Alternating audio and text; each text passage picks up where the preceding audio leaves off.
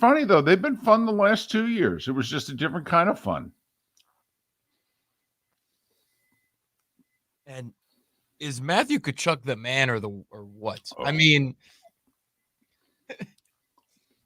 his first year here, he's had as good of a year as any Florida Panther has ever.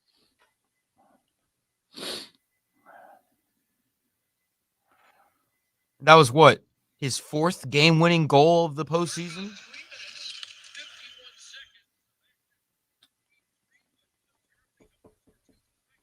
Well, Mark might beat me up for this, but the way he's played this year, regular season and playoffs, got a lot of Messier in him. Yeah, he does. He's got a lot of his dad in him. Yeah, I mean, I'm sorry. He plays like his father. He really father does. was a badass. He was.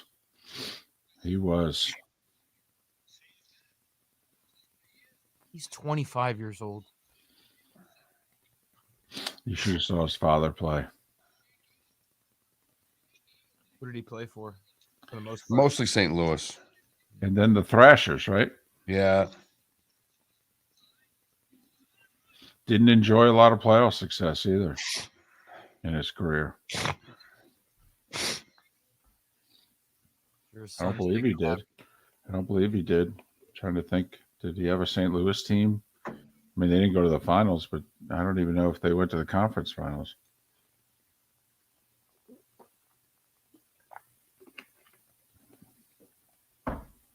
Yeah, he had one good playoff run.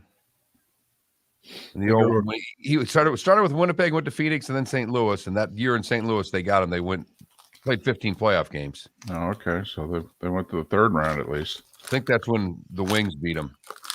What year? 2000, 2001. Yeah, that was a Avs won the cup with Bork that year.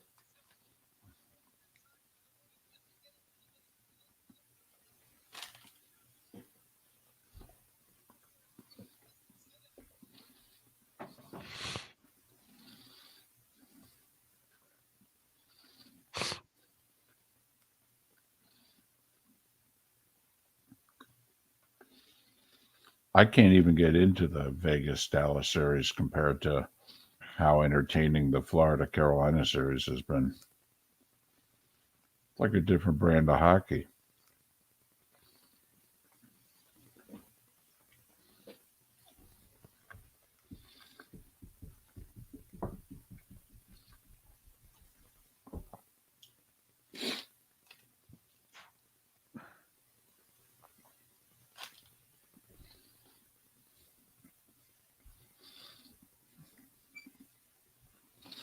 Morning, AJC.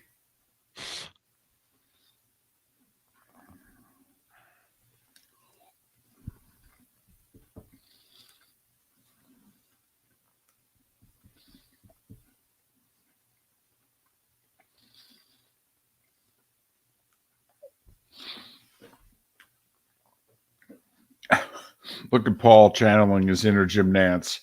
Hello, friends.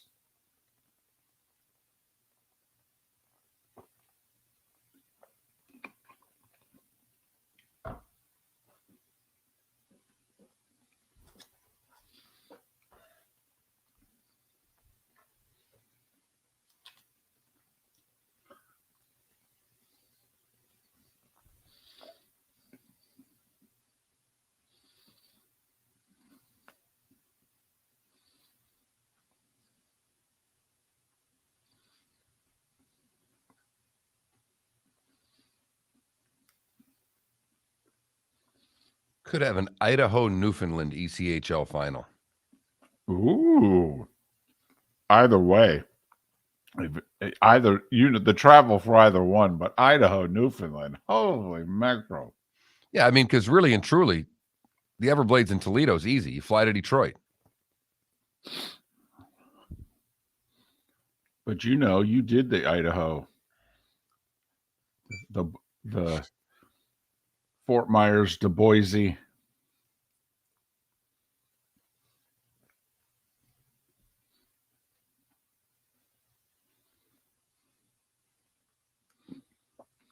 Morning, baby Jules.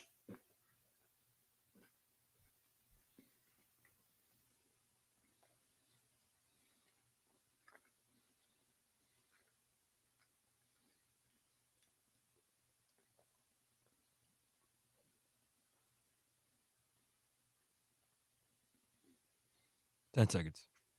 Whatever.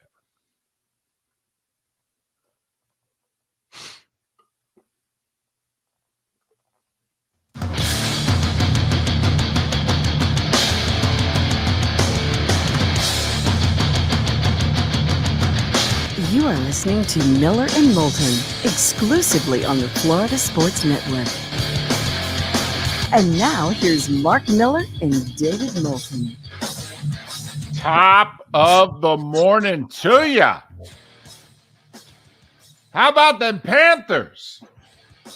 How the heck are you? Miller and Moulton here on the Florida Sports Network, floridasportsnetwork.com. Thanks so much for being with us. Final Thursday of May. The Memorial Day weekend can be seen from here as we are over the hump. Top of the morning to you, Mark. How are you? Doing great, David. Hope you're doing the same.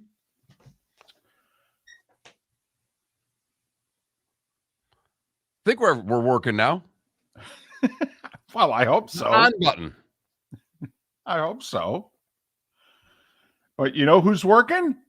Matthew Tkachuk. Oh, it's his world. The rest of us are just living in it. Man, oh man. This is going to go down. This is going to be one of those trades they talk about. You know, and every sport's got like 3 or 4 trades that fans of that sport can just, immediately go to. Well, you know what we need? We need to make one of them Nolan Ryan for Jim Fregosi deals. Doyle Alexander for John Smoltz. That's what we need. Doesn't matter that Doyle Alexander went like 9-0 for the Tigers down the stretch, and they don't win the division without him. Doesn't matter. You know, a little early today was a day when for you. For those that don't get it on the network, Mark Langston for Randy Johnson was today in 1989. See? There They you go. happen all the time. Yes, they do. Doesn't mean he wasn't a good player. Nope. It just means he was only around for a cup of coffee and the other guy went to the Hall of Fame. But a year ago, Matthew Tkachuk said to the Calgary Flames, yeah, I'm not re-signing here. It doesn't matter. I know how much money you want to offer me. I am not staying. So send me wherever you want to send me, and if it's a place that I'm not going to re-sign there either, I'll tell them that. So if you want to get the most for me, you should probably send me to a place where I could see myself re-signing. Florida stepped up, put 2 pretty good players on the market. And Matthew Tkachuk said, I could do South Florida.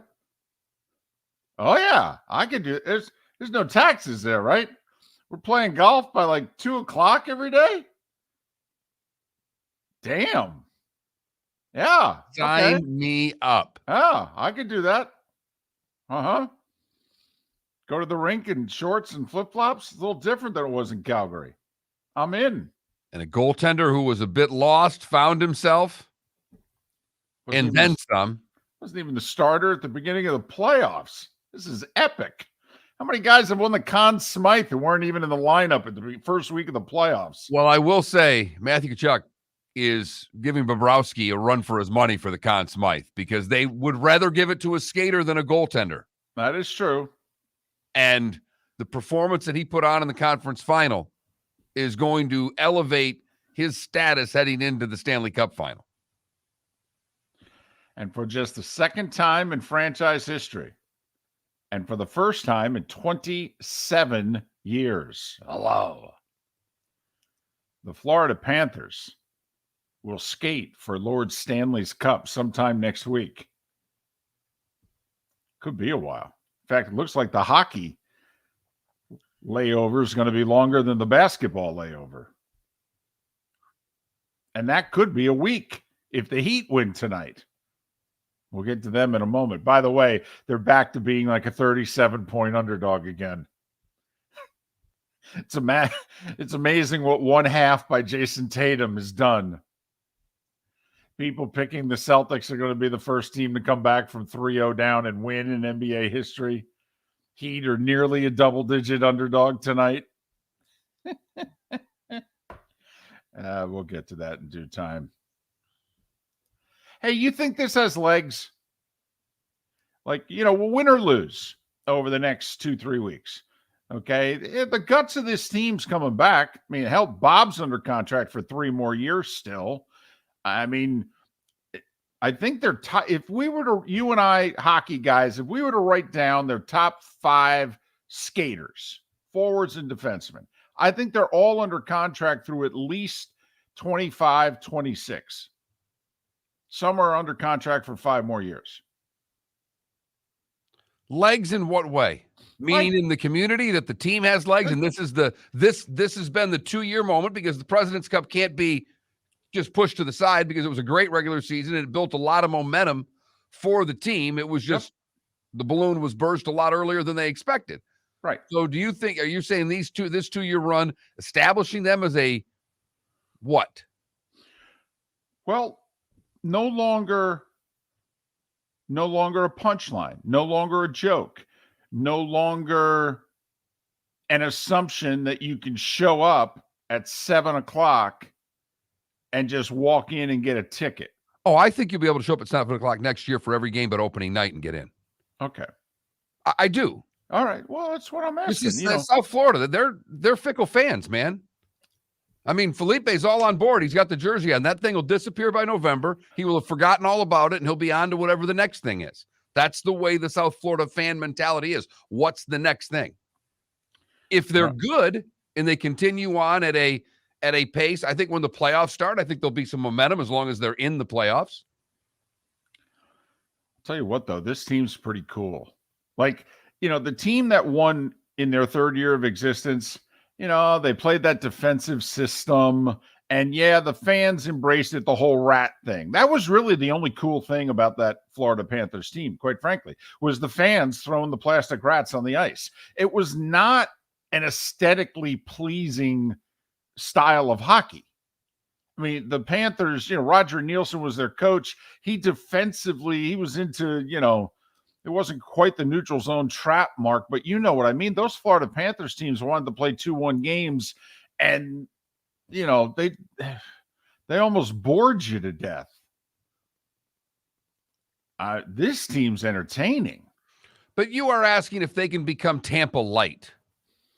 Yeah, like I'm wondering, is this Tampa's?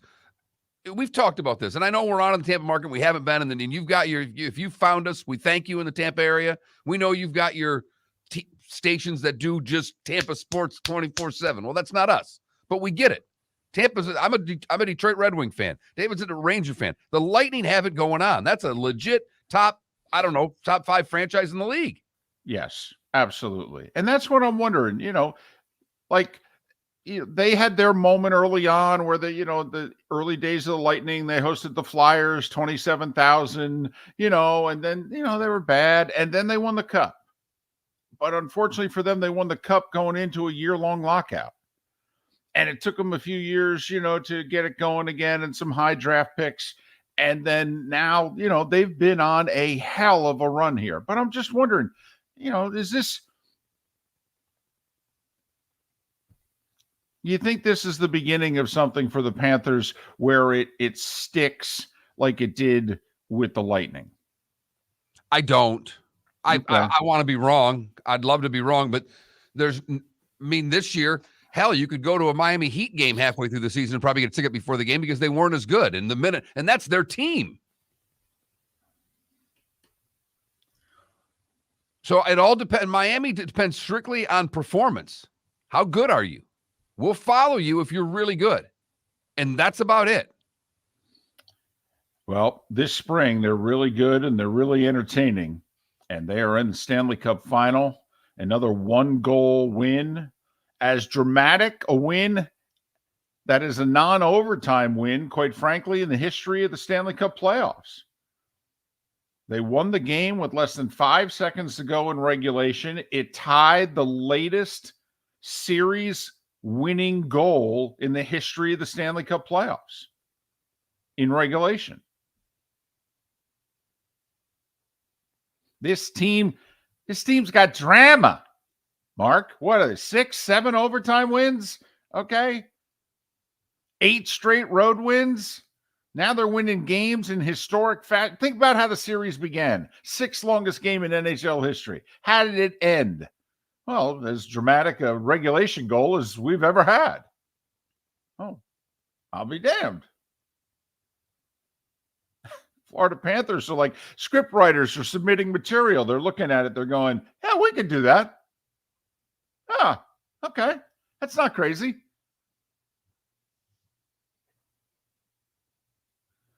And Chuck brings attitude. I mean, he is, what did Maurice say after the game? You know, he has the ability to score all the goals while completely agitating every person on the other team. Yeah. Something to that effect. You know, he was asked hey, when you had to coach against him, what did you, and he didn't even let the question. He goes, oh, he was a total pain in the ass. What do you think of him now? He's just a great human being.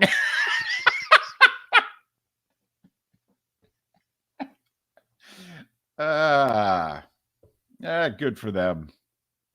Absolutely. Great for them. And David, you know me, what you asked me, I would love to have that tape and have to eat my words on everything I said about that. I want every hockey team to have sold out buildings and great fans. It's a sport I love more than all others. But when you ask me honestly what I think long-term this does for Florida Panthers, I don't know. Right. Well, I mean, quite frankly, the team they beat, I mean, it took a while to stick in Raleigh. You know, you were there and you worked for the organization.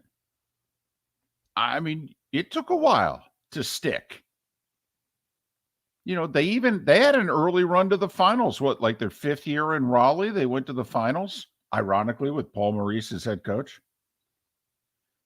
But, you know, and it still didn't really stick, but the cement is hardened here in the last 15 years. The first 10 years, it was, the cement was still wet, but it's now hardened in Raleigh. You know, they laid the cement with the Panthers in their first 3 years and people got all excited, but then it got chopped up and they had to relay it. And it's been up until the last couple of years, that cement's wet. I don't even know about that. The jackhammer came in and destroyed it, David. Boy, did it ever. And then, like, you know, the funding didn't come through. It wasn't repaired. And it's been a mess. It's just been yellow tape and orange cones. But last night, did things change? Yeah. Just wondering now, is this going to stick? Is the cement going to harden? Or should we just enjoy the next 2 to 3 weeks and then it's back into the witness protection program? I'd vote for B, but I'm enjoying the run while it's happening. Miller and Moulton. We'll talk NHL with Mike Kelly in the 8 o'clock hour, starting 25 minutes away right here on the Florida Sports Network. Hello, friends and family of Southwest Florida. Are you looking to tap into the electric vehicle market? Well, look no further because we here at Southwest Florida Golf Carts have just what you need. E-bikes, golf carts, LSVs, scooters, and more. Come down and talk with one of our experienced sales reps, have a soda and a smile, and you could be cruising the streets in your new EV today. Stop by the store or visit our website at flgolfcarts.com and enter for a chance to win $100 off your next purchase by answering John's monthly sports question. Ladies and gentlemen, once again. Hi. Excuse me. Hey, the line starts back here. Ma'am, if your party's not here, you're going to have to go around again. If you had the opportunity to avoid all this, wouldn't you? Salt Live is the official transportation provider of the Miller and Moulton Morning Show, making your trip to and from the airport seamless and stress-free. Salt Live is supported with the help of local partners like the Bayfront Inn. Gather your family and friends and enjoy a leisurely day on the water with a pontoon or deck boat. If you prefer to explore the waterways without a motor, the Bayfront has canoes, standboards, and kayaks. At the end of your journey, enjoy lunch or dinner at the Bamboo Tropical Bar and Grill. The Bayfront Inn, something for everyone on 5th Avenue in downtown Naples. BayfrontInNaples.com. When you need a ride, book with Salt Life Transportation, 308-8686, or book on saltlifetransportation.com. David Moulton for Napa, Napa Auto Parts, and Napa Filters. Insist on Napa filters for your vehicles, or if you're a do-it-yourselfer, only buy Napa filters. Napa has a filter for almost anything on earth that moves, whether it's motorcycles, foreign and domestic cars, vans, SUVs, earth-moving equipment. You get the idea. Napa Auto Parts, Napa filters. Insist on them for your vehicles, or if you're a do-it-yourselfer, only buy Napa filters. You were listening to Miller and Moulton on the Florida Sports Network.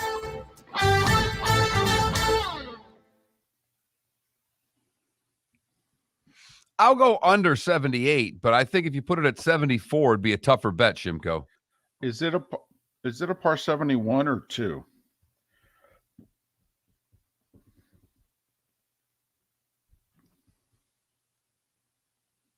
I don't know the answer to that. I'm checking. I'd go under. It's not that hard a course for those guys. I told you McNeil's line when they were playing in Texas, the tournament before, what they call lift, clean, and place on tour. No. Lift, clean, and cheat. That's what they refer to it as. It's lift, clean, and cheat. For those guys, when they get to set, I mean, he just looked at Buck base. I'm getting it third party. He's like, when we get to set it, because he goes, he shot even or whatever and didn't make the cut. He goes, it's lift, clean, and cheat. He goes, you can't let these guys do that out here. Such a good line.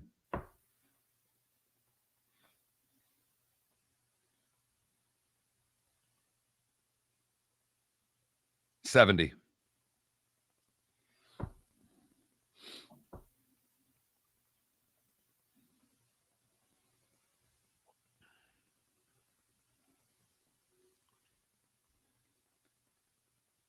Yeah, Bob was good again last night. He was good again. That might have been his worst game of the series. Right.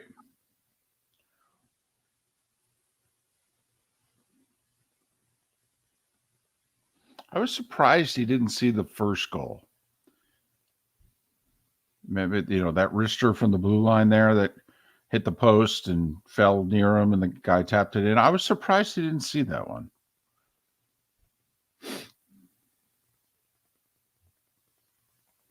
Would have been a very interesting series if Carolina would have attacked the net and the goalie crease the whole series the way they did last night.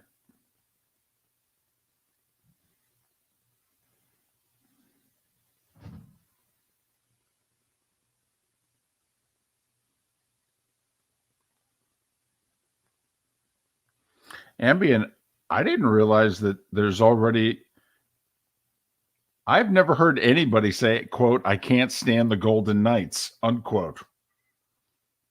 I didn't realize they'd been in the league long enough. He's a Denver guy. You got to remember, he's coming to us from Denver, so he's an Avalanche fan. Yeah, but what the hell have the Golden Knights done to the Avs? At least they beat them the 1 year.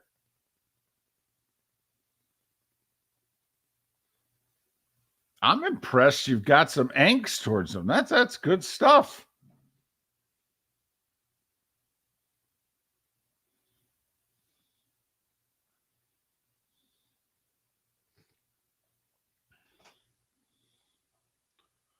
Yeah, that Mar-a-Lago crowd might really like the Panther game, Adam. But that's some crossover humor there, folks. In fact, I'm heading over to that coast again this weekend. I'll see if he's got a Panthers flag flying over Mar-a-Lago. There you go. Let's see if you see any representation for the Florida Panthers where you're going. I did see a guy at softball on Saturday, the closing ceremonies on Saturday, and one of the parents had the Florida Panthers shirt and hat on. I was like, I'll be damned. That's outstanding. Then they have to answer the real question. Had you worn any of that in the last 7 months? We should send Felipe on an R&D tour to have to go to Dick's and see if there's Florida Panther merchandise. If I was still in local TV, that'd be my feature story today. Oh, We'd be going to the sporting goods store. You got a Bob jersey? Who's Bob? Get that kind of man on the street thing. Do you know who Matthew Tkachuk is? Who? I will do that. I find that stuff to be fun. Is he our congressman? No. I might go to Gulf Coast Town Center, Dick's Sporting Goods after the show. See if there's any. Yeah. Yes. Is there any Panthers garb?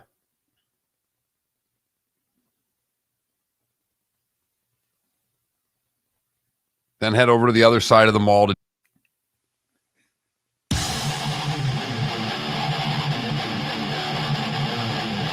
You're listening to Miller and Moulton, exclusively on the Florida Sports Network. 21 minutes after the hour. Miller and Moulton, Florida Sports Network, floridasportsnetwork.com. Place your bets on the Dolphins. Get them in now. FAU, Miami Hurricanes men's basketball, Miami Hurricanes women's basketball for that matter. They went to the Elite Eight. Done that before. Florida Panthers in the Stanley Cup Finals as an 8 seed. Down 3-1 in the first round and in overtime of game 5. That's how to the brink they were. And the Heat 1 win away from the NBA Finals.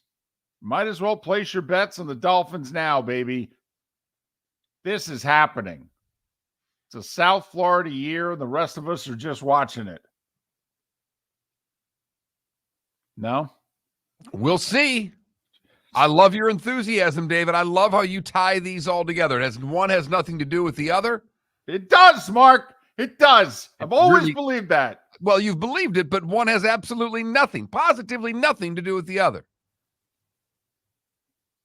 Lightning win a Stanley Cup. What do the Buccaneers do? Win a Super Bowl.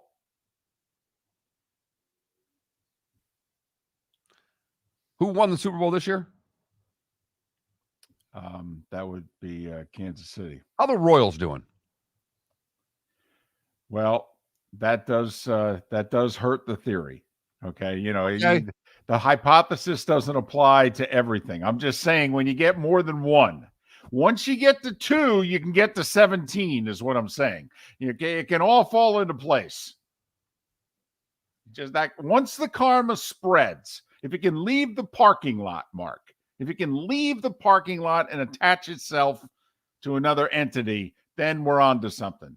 Then it's like the kids in a daycare and the flu. Eventually, it's coming to your house. Just need that second kid to get sick.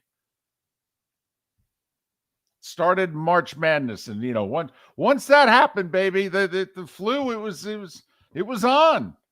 Now, I will say, if the Marlins keep playing relatively decent baseball, and all of a sudden we're sitting in August and the Marlins are, 6-7 games above 500, vying for a wild card spot, you will have me betting on the Dolphins. There you go. Okay. All right. Fair enough. Marlins tied for second right now, and I think tied for the final playoff spot in the National League, albeit at just 500. But, hey, I read an article the other day in which, every now and then on the show, either you or I, we throw out a theme. Something just for people to chime in, 21,000 on the text line or chime in on the Twitch chat room. Just, something to just kind of the glue of the show. We can just keep referring back to this every hour, just get people thinking. And a guy wrote a story in which he said, what's the one game that you'd like to change the result of? And the guy who wrote this story wrote it about the New York Rangers, in which, and obviously they have a checkered history in which, they've lost a lot of heartbreakers over the years. And he's like, you could pick one. You could change the result of one game. what would the game be? And the Rangers never lost a game 7 of the finals. You know, a lot of their heartbreaks were actually the round before the finals. But I'm just curious. You know, you've got your teams. You know, is there one game in particular? Like, I'm a really good loser. You know, like Chevy, I'm a hell of a slouch. You know, I'm a really good loser. But there was like one playoff game, one Giants playoff game that still to this day, when I see the highlight, I'm like, oh, seriously? That's the one that gets me. And I'm just wondering, is there, of the teams you root for, could even be your beloved, you know, college team, Michigan State. Is there a game in which you're like, oh man, if really I get to change one, this would be the one I'd change? Boy, that's tough. I mean, there are a couple games in my head that I'm thinking about. And You know, they all go to Michigan State. Everyone. Oh, okay. That's There's not interesting. one of them that goes to Red Wings or Pistons or Tigers. It all goes right to Michigan State, and it's determining whether I'd want the outcome of the blowout game against Alabama to be turned around and have Sparty have beaten Alabama in the college football playoff. 2015. Or Izzo one more title. Okay. And probably against North Carolina, because I like them the least of all the teams that they've lost to. Even, you know, right there with Duke. So, you know, just something for us all to chew on. But it's a great question. 21,000 is our text line, 21000. If you've never texted the show before, simply have to type in the keyword. It's FSN Radio, all one word. Text that to 21,000, then you are in. Mine, by the way, for whatever reason, it's one of the few times in which I thought that my team was the better team and lost. I mean, I have a series that I would change the outcome of it. All right. The 88 Mets losing to the Dodgers that year. They went 11-1 against them in the regular season and lost a 7-game series to Hershiser, Gibson, and the boys. You know, their lineup was so superior. Their pitching staff was so superior. It's, you know, that's the one series I would change. And so if I had to change a game, by the way, it might have been game 4. The Mets were up 2-1. Doc Gooden was on the mound with a 4-2 lead in the 9th, and Sosha hit the tying homer against him. And the Mets lost that game in extra innings. Instead of being up 3-1, and they're going to win the series if they're up 3-1, it's 2-2, and Dodgers ended up winning in 7.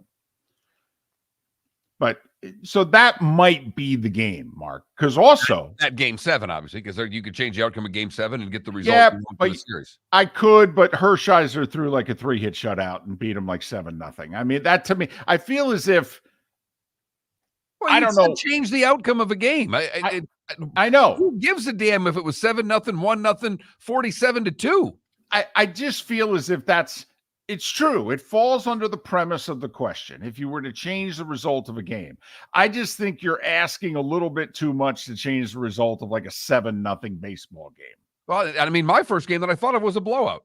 Okay. Because that Sparty Alabama game, what did they win? 40-0, something like that? I mean, 35-0, something like that. Yeah. The Derrick Henry team. But, you know, that's all. If there's one game you'd want to change the result of, you only get one, by the way. So think of all the teams you root for. You don't get one per team. You get one sports mulligan. I would say Miami beats UConn in the Final Four because they win that national championship game regardless who they face. So just this past Final Four, if they beat Yes. UConn, because you're thinking, well, we're going to beat San Diego State, we're going to win the title. San Diego State or FAU, they beat both those teams. You know, you mentioned the Hurricanes. I'm guessing many Hurricane fans, if that's where you would go, and you wouldn't go Dolphins or another Miami team. But if you went Miami Hurricanes, Mark, don't you think most Hurricane fans would change the outcome of the Ohio State National Championship game? No question. Yes. No question. I wouldn't do that personally because I wasn't that. Right. You were an infant. I was right. young, yes. Right. But, you know, I wonder, you know, like, is there which year for a Dolphin fan? Are you changing that? Is it 90? I think it was 94, the heartbreaking loss at San Diego. The Chargers then go to Pittsburgh and beat Neil O'Donnell and the Steelers and go to the Super Bowl. The Super Bowl was in Miami that year. They would have played a great 49ers team. But, if you're a Doll fan for the Marino days, you'd probably change the Super Bowl against the Niners. But if Yes. you didn't because you thought that's too big of an ask.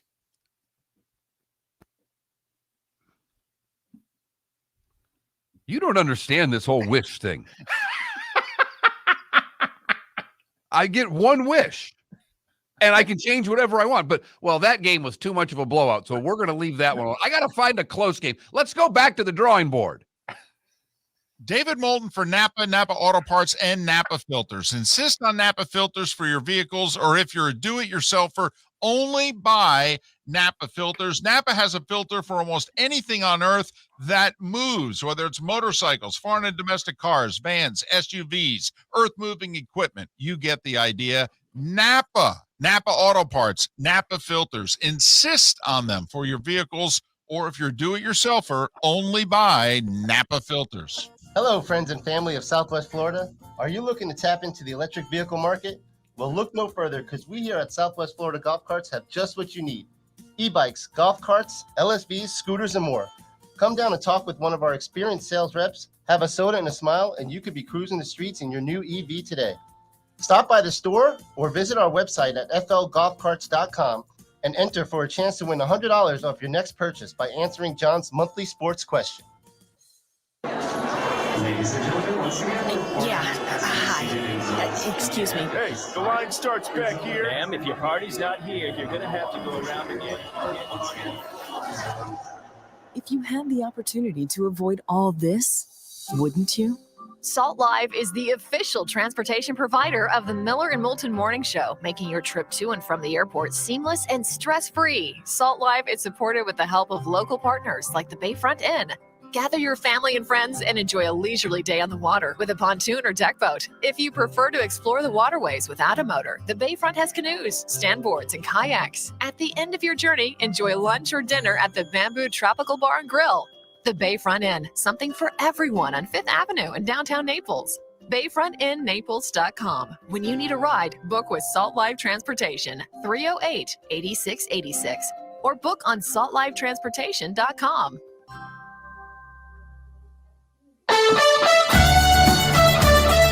You were listening to Miller and Moulton on the Florida Sports Network.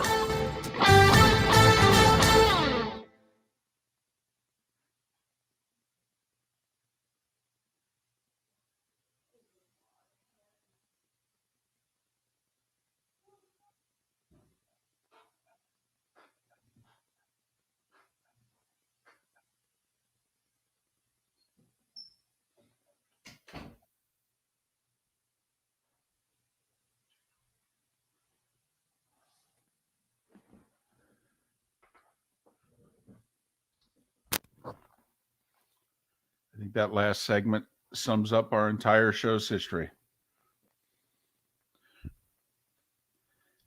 I come up with the question, and Mark goes, "I don't think you understand your own premise of your own question."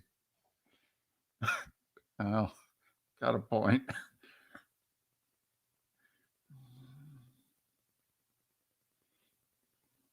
Great question, though. One that every sportsman thinks. I was fascinated by the column when I read it. I'm like, wow. So you can change one. Yeah, DC. Yeah. I was there too. Yep. And DC, you guys would have gotten killed by the Broncos because you got so many defensive players hurt in that game. I mean, 4 starters would not have been able to play in the Super Bowl. But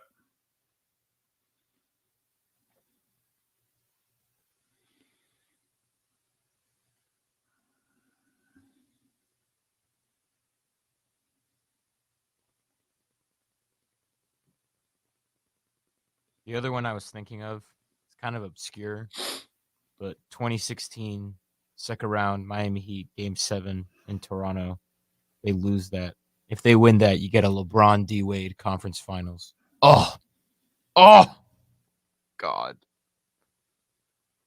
I wanted that so bad. D Wade was playing so well that run too. I thought you would have done last year. Yeah. Just beat the Celtics, but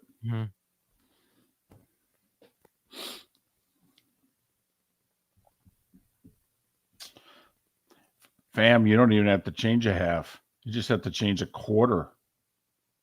Hell, you just have to change one drive.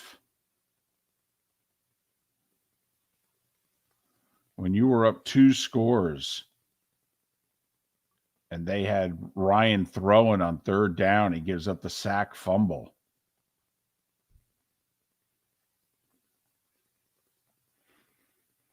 No, DC, it wouldn't have been.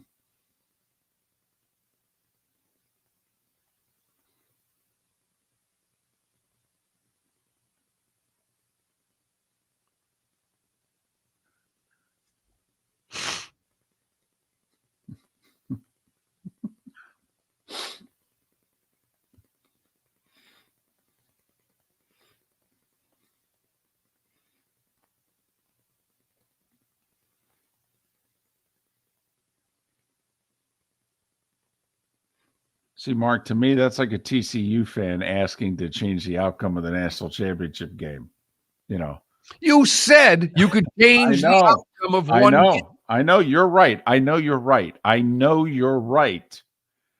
Now the game's got to be close. I mean, because I know. I don't even know if it was a Final Four game or a final game. I think it was a final game. Michigan State played North Carolina and just got whooped. Yes. It was May was the big forward on North Carolina. They couldn't stop. Scott May, yeah. Yeah. And Sparty had no chance in that game. But my life would have been better if they'd have won. I think I was working here. I could have rubbed it into the dope that worked in the corner. Gotten fired earlier. I will say, if I had asked this of you half a lifetime ago, I know the game you would have brought up. You would have brought up the Kenny Anderson game. Yeah. For Judd. Judd goes to the Final Four that year.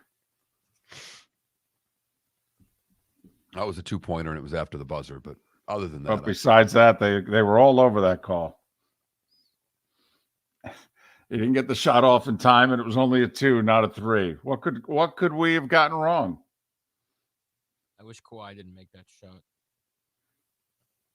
Against the Sixers? I like that Sixers team a lot. Jimmy Butler wouldn't be in Miami if that shot didn't go in. He'd still be in Philly.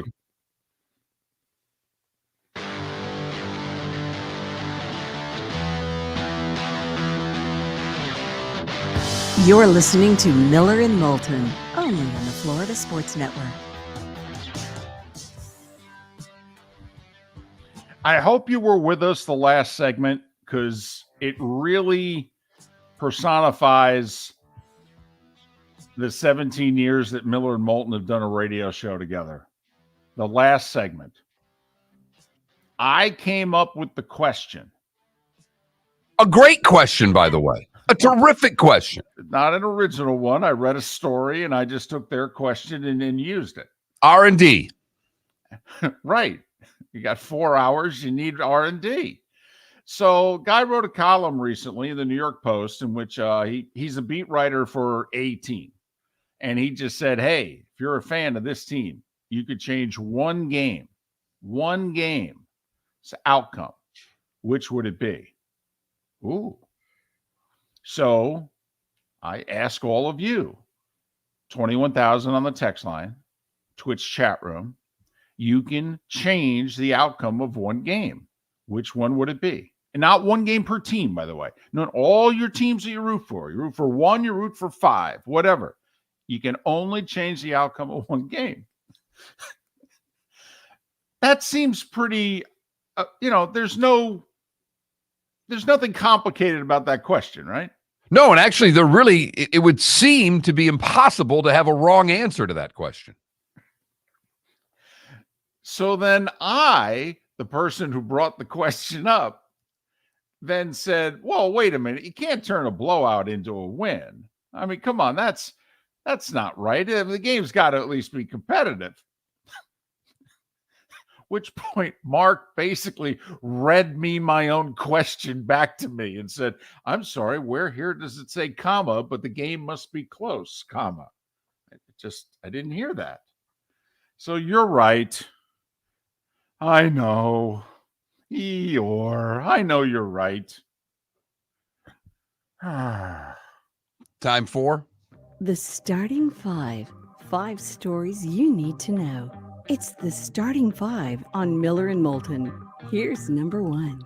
keep the text coming. 21,000 the number. Loving all the stuff you're sending in so far of the game you're changing. Quick sidebar before the starting 5, because obviously we're starting with the Panthers. They're going to the finals. Don't you think, though, it's a little greedy if you're like a TCU fan and you go, I'd like to change the outcome of the national championship game? I mean, Georgia beat you 317-3. I mean, don't you think that's a greedy ask? You can change the outcome of one game. Is that the question? Yes or no? The Carolina Hurricanes might want to change the outcome last night. Matthew Tkachuk scored the game winner with 5 seconds left in regulation on the power play. A dubious penalty called also in the final minute of regulation. With what they called and didn't call, that was a... Yeah, the Panthers got a break, took advantage of it. Bobrovsky with 36 saves. Panthers 4-3 over Carolina. They sweep the Canes. They advance to the finals for the first time in 27 years. Who will they play? In all likelihood, Las Vegas. The Golden Knights are up 3-0 on Dallas. They have a chance to sweep that series tonight in Big D, and the Stars will be without their captain, Jamie Benn, suspended 2 games for a dirty play and hit on Vegas captain Mark Stone early in Game 3. And there's no real, I mean, he's acting like I just fell. It's unfortunate play. I fell on him, and that's where my stick landed. What? No, you saw him on the ice and you went down. You bent down, and you're a big man. You bent down 6 feet and cross-checked him in the head. No, it was a dirty play, dude. And you're not known as a dirty player. But you had an out-of-body experience. For the NHL to suspend you 2 games in the playoffs, it was a dirty play. Felonies get a game. Please. The Heat can join the Panthers in the finals tonight. 1 8 seed joining another. The poll question that's been out there for weeks: which run by an 8 seed is more remarkable, the Panthers or the Heat? Panthers got their 12th win in the playoffs last night, and the Heat get number 12 tonight in Boston, up 3-1 on the Celtics. They're an 8.5-point underdog. That's okay. They were an 8.5-point underdog game 1, 9.5-point underdog game 2. Here's the other thing. In the last 7 home Celtics playoff games, you know how many they've won? 2. They're 4-5 at home in the playoffs, and they won their first 2 at home against Atlanta. They've lost 5 of their last 7. They've lost 12 of their last 22 at home in the playoffs. They do not have a home court advantage in this sterile, generic arena. This ain't the Garden, if you know what I mean. NBA Finals, by the way, no matter what happens tonight, begin a week from tonight, June 1st. It looks as if the Stanley Cup Finals are not going to begin till the week from Saturday, June 3rd. Damn.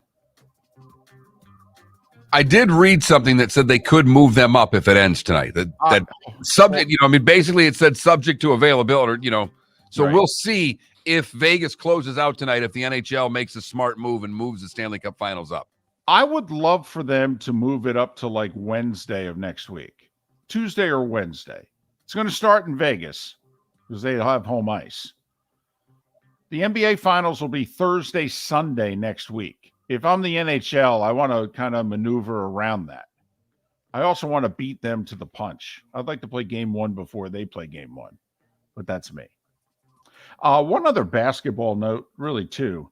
Did you see the police conducted a home welfare check on Ja Morant yesterday? Yes, I did.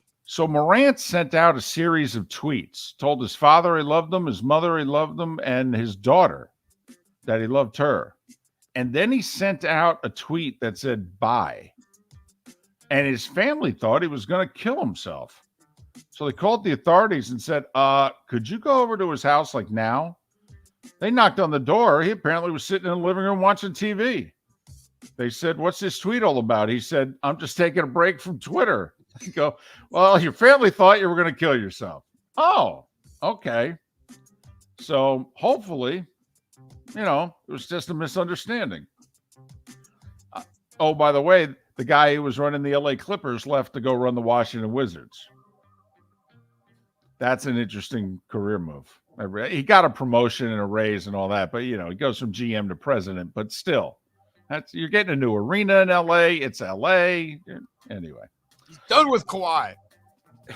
Yeah, it's just Kawhi, Paul George thing. Tired of it. I'm out of here. Neither one of them can stay healthy. I'll deal with Bradley Beal. At least it's only one problem. So they're going to play the Florida-Georgia game for another 2 years in Jacksonville. Both sides picked up the 2-year option. So it'll be this year and 24 and 25.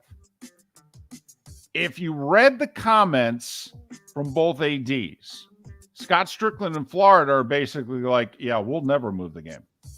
Ever. And the Georgia AD's like, beginning in 2026, maybe we can work something out. We know Kirby wants on campus. It sounds like, Mark, everybody, including Kirby, has realized financially he ain't going to get home and home. They just lose too many millions.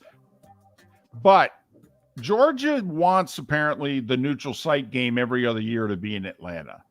They're kind of like, listen, we come to you one year. How about you come near us the next? And if you think about it, Mark, if you take the back roads from Gainesville to Jacksonville, it's about an hour and a half. Well, how far is it from Atlanta to Athens? About an hour and a half. Yeah. So I wonder if beginning in 26, I know Jacksonville's got repairs to the stadium, so maybe it takes a couple years. Maybe they do home and home for 2 years. And then I wonder, Mark, if this is going to remain a neutral field series, but it's going to be Jacksonville 1 year, Atlanta the next. Georgia seems to want to change this. And this, to me, Mark, is how the AD and the president can appease Kirby in some way. Yeah, just is Atlanta going to buck up the same way Jacksonville does to pay for everything and hand these teams significant dollars? Significant. Baseball. Shane McClanahan's 8-0. 7 innings, 1-run ball. They beat Toronto 7-3 before 8,699. Final game of the series is at 1:00 today. Orioles scored 8 in the 7th to beat the Yankees 9-6. They're 3 back of the Rays. Yankees fall 6 back. Ohtani and Trout both homered. They've done that like 26 times. Angels sweep the Red Sox 7-3. Marlins held Colorado to, just 2 runs. Alcantara picked up his second win of the year. Pitched 6 good innings. Yuri Gurriel with 4 hits. Marlins back at 500. 25-25. They beat Colorado 10-2. Ozzie Albies with a walk-off in the 9th. Braves 4-3 over the Dodgers. Marcus Stroman, 8 terrific innings for the Cubs. They double up the Mets 4-2. Mets fall back to 500. Trey Turner, who has been lousy. Even he says he's been lousy. Hit a tying 2-run homer in the 9th. Phillies won it in 10 over Arizona 6-5. Washington scored 4 in the 2nd to beat the Padres 5-3. Texas with 3 in the 1st to beat Pittsburgh 3-2. The Texas Rangers have the 3rd best record in baseball. The Padres suck and have about a $300 million payroll? I'm aware of that, and they're certainly aware of that in San Diego. Yeah, that manager could be fired.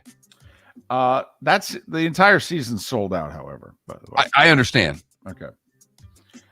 Usually people get a little more rope when that's the case, but it's a good point by you.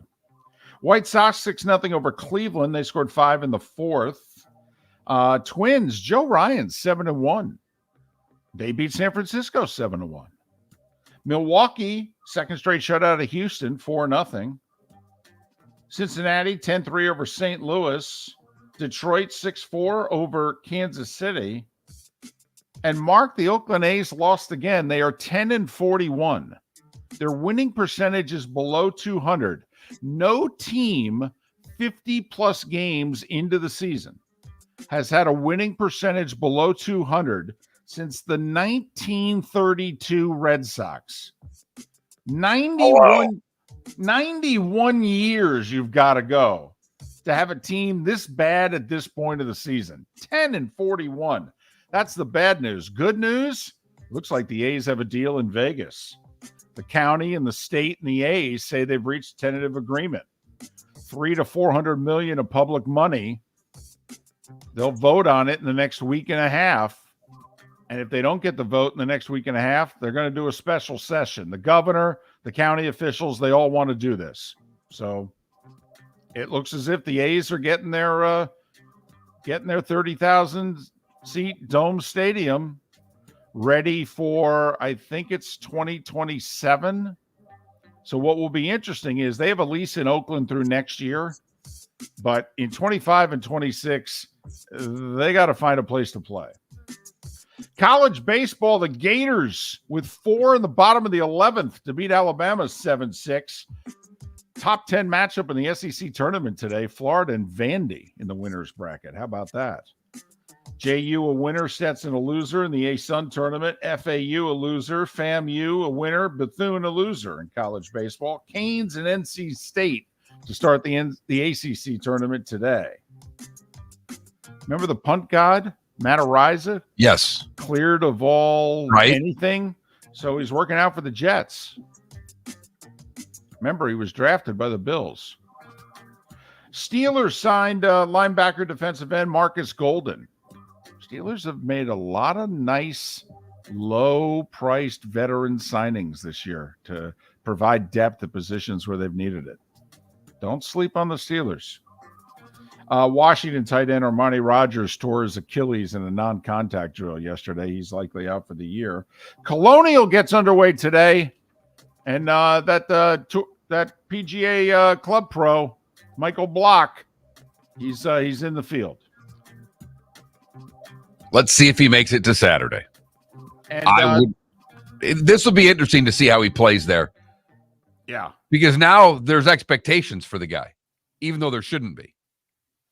and the ACC officially announced that they're going to share their revenue differently, but they're not going to do it for another year. They'll do it beginning with the college football playoff year when it expands to 12. And basically, it's going to be by merit. Like if your team wins, you get more money. And if it doesn't win, well, you get less. Does anybody think that's going to keep Florida State and Clemson in the ACC? No. But 7 minutes before the hour, that was the starting five here on Miller and Moulton. Mike Kelly will join us in the 8 o'clock hour to talk National Hockey League and the Panthers and the Western Conference final as Vegas looks to close out Dallas. We ask you the question, if you could change one game for your team in the history of their franchise, what game would you change? We'll take your text answers next. Hello, friends and family of Southwest Florida. Are you looking to tap into the electric vehicle market? Well, look no further, because we here at Southwest Florida Golf Carts have just what you need. E-bikes, golf carts, LSVs, scooters, and more. Come down and talk with one of our experienced sales reps, have a soda and a smile, and you could be cruising the streets in your new EV today. Stop by the store or visit our website at flgolfcarts.com and enter for a chance to win $100 off your next purchase by answering John's monthly sports question. Yeah. Hi. Excuse me. Hey, the line starts back here. Ma'am, if your party's not here, you're going to have to go around again. If you had the opportunity to avoid all this, wouldn't you? Salt Live is the official transportation provider of the Miller and Moulton Morning Show, making your trip to and from the airport seamless and stress-free. Salt Live is supported with the help of local partners like the Bayfront Inn, Gather your family and friends and enjoy a leisurely day on the water with a pontoon or deck boat. If you prefer to explore the waterways without a motor, the Bayfront has canoes, standboards, and kayaks. At the end of your journey, enjoy lunch or dinner at the Bamboo Tropical Bar and Grill. The Bayfront Inn, something for everyone on 5th Avenue in downtown Naples. BayfrontInNaples.com. When you need a ride, book with Salt Live Transportation, 308-8686, or book on saltlivetransportation.com.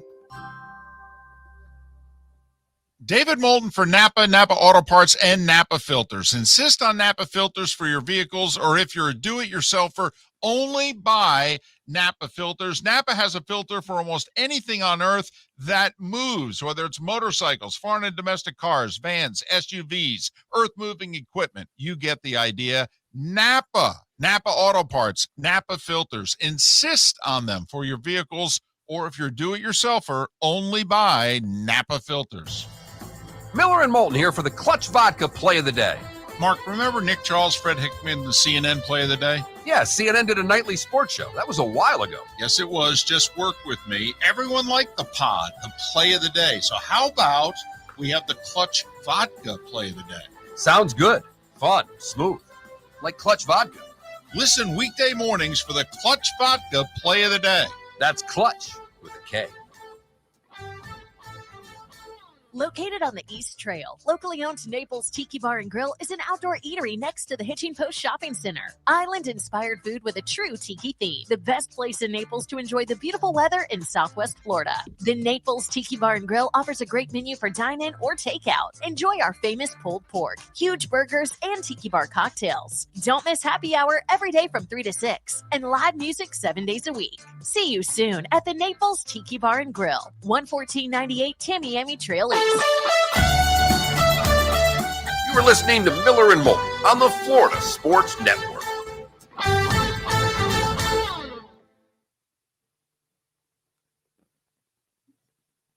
Lots and lots of texts.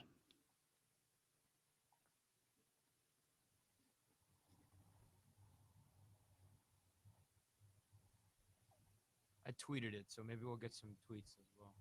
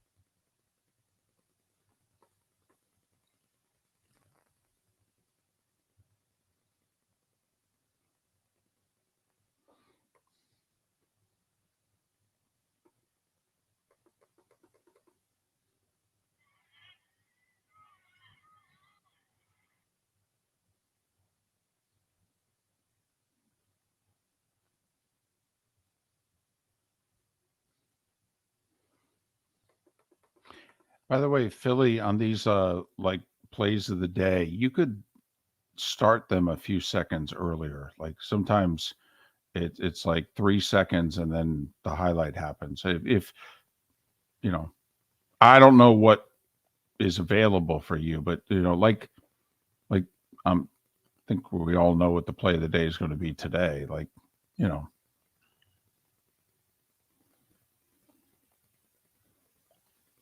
I hear you. because audio sounds good usually.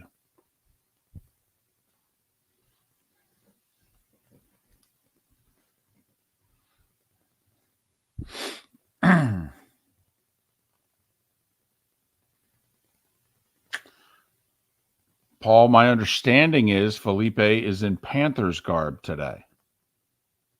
But he has had Heat garb underneath Panthers garb before.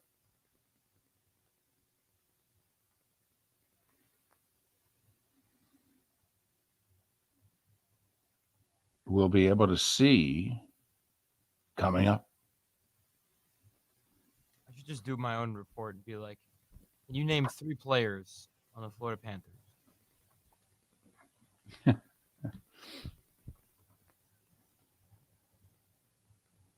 Who is the Florida Panthers goalie?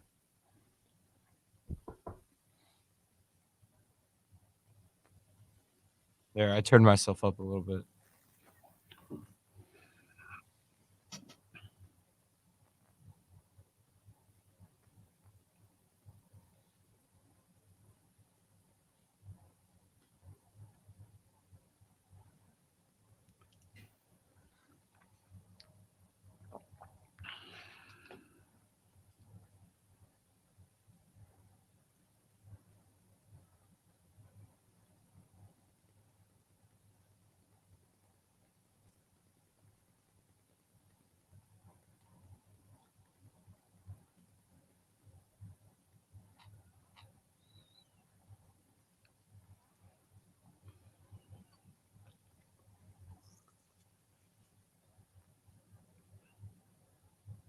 Here we go.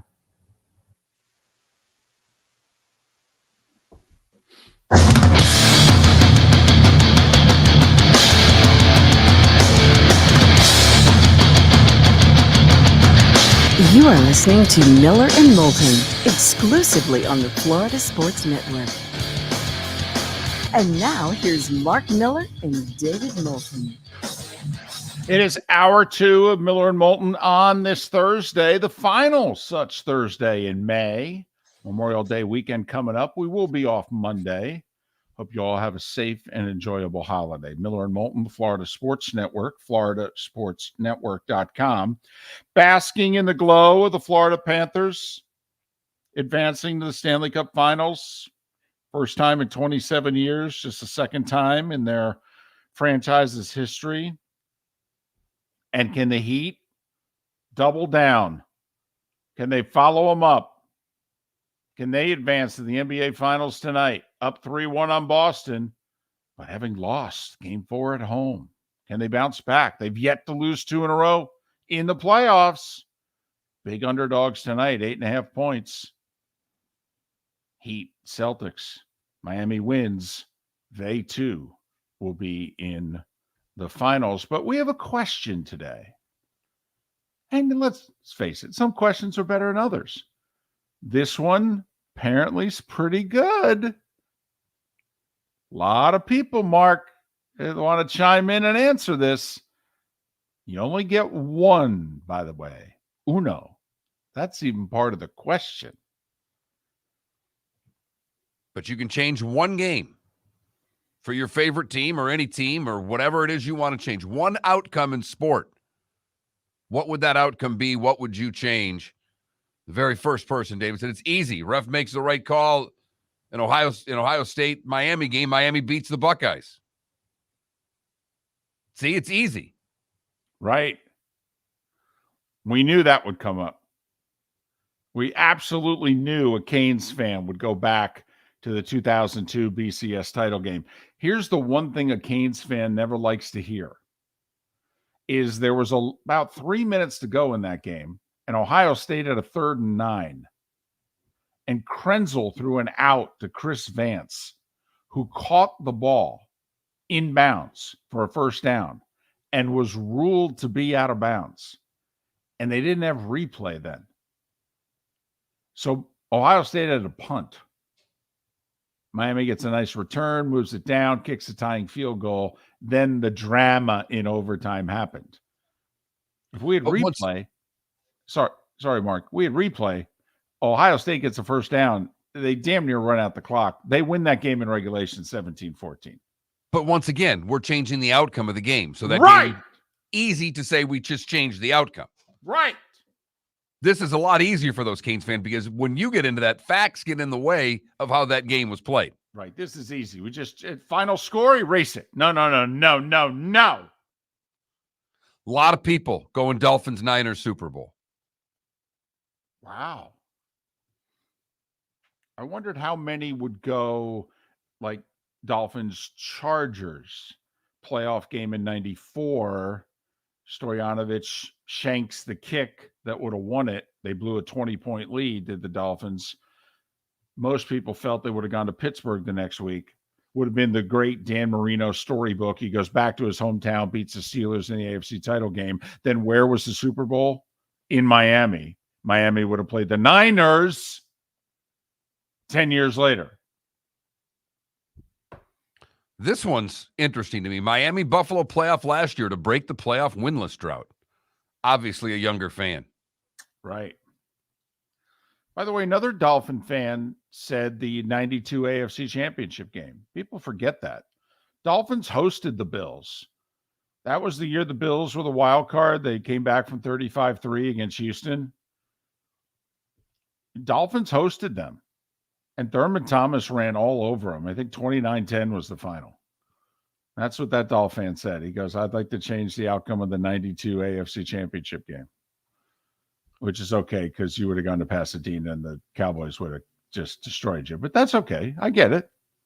Notre Dame fan wants that Bama game that you and I were at to be changed. Boy, that's asking a lot, man. I know. I'm just saying it's a big ask. That was varsity against junior varsity. It's a big ask. It's like a TCU fan wanting to change the outcome of the Georgia game. I'm just saying it's a big ask. What's the question again?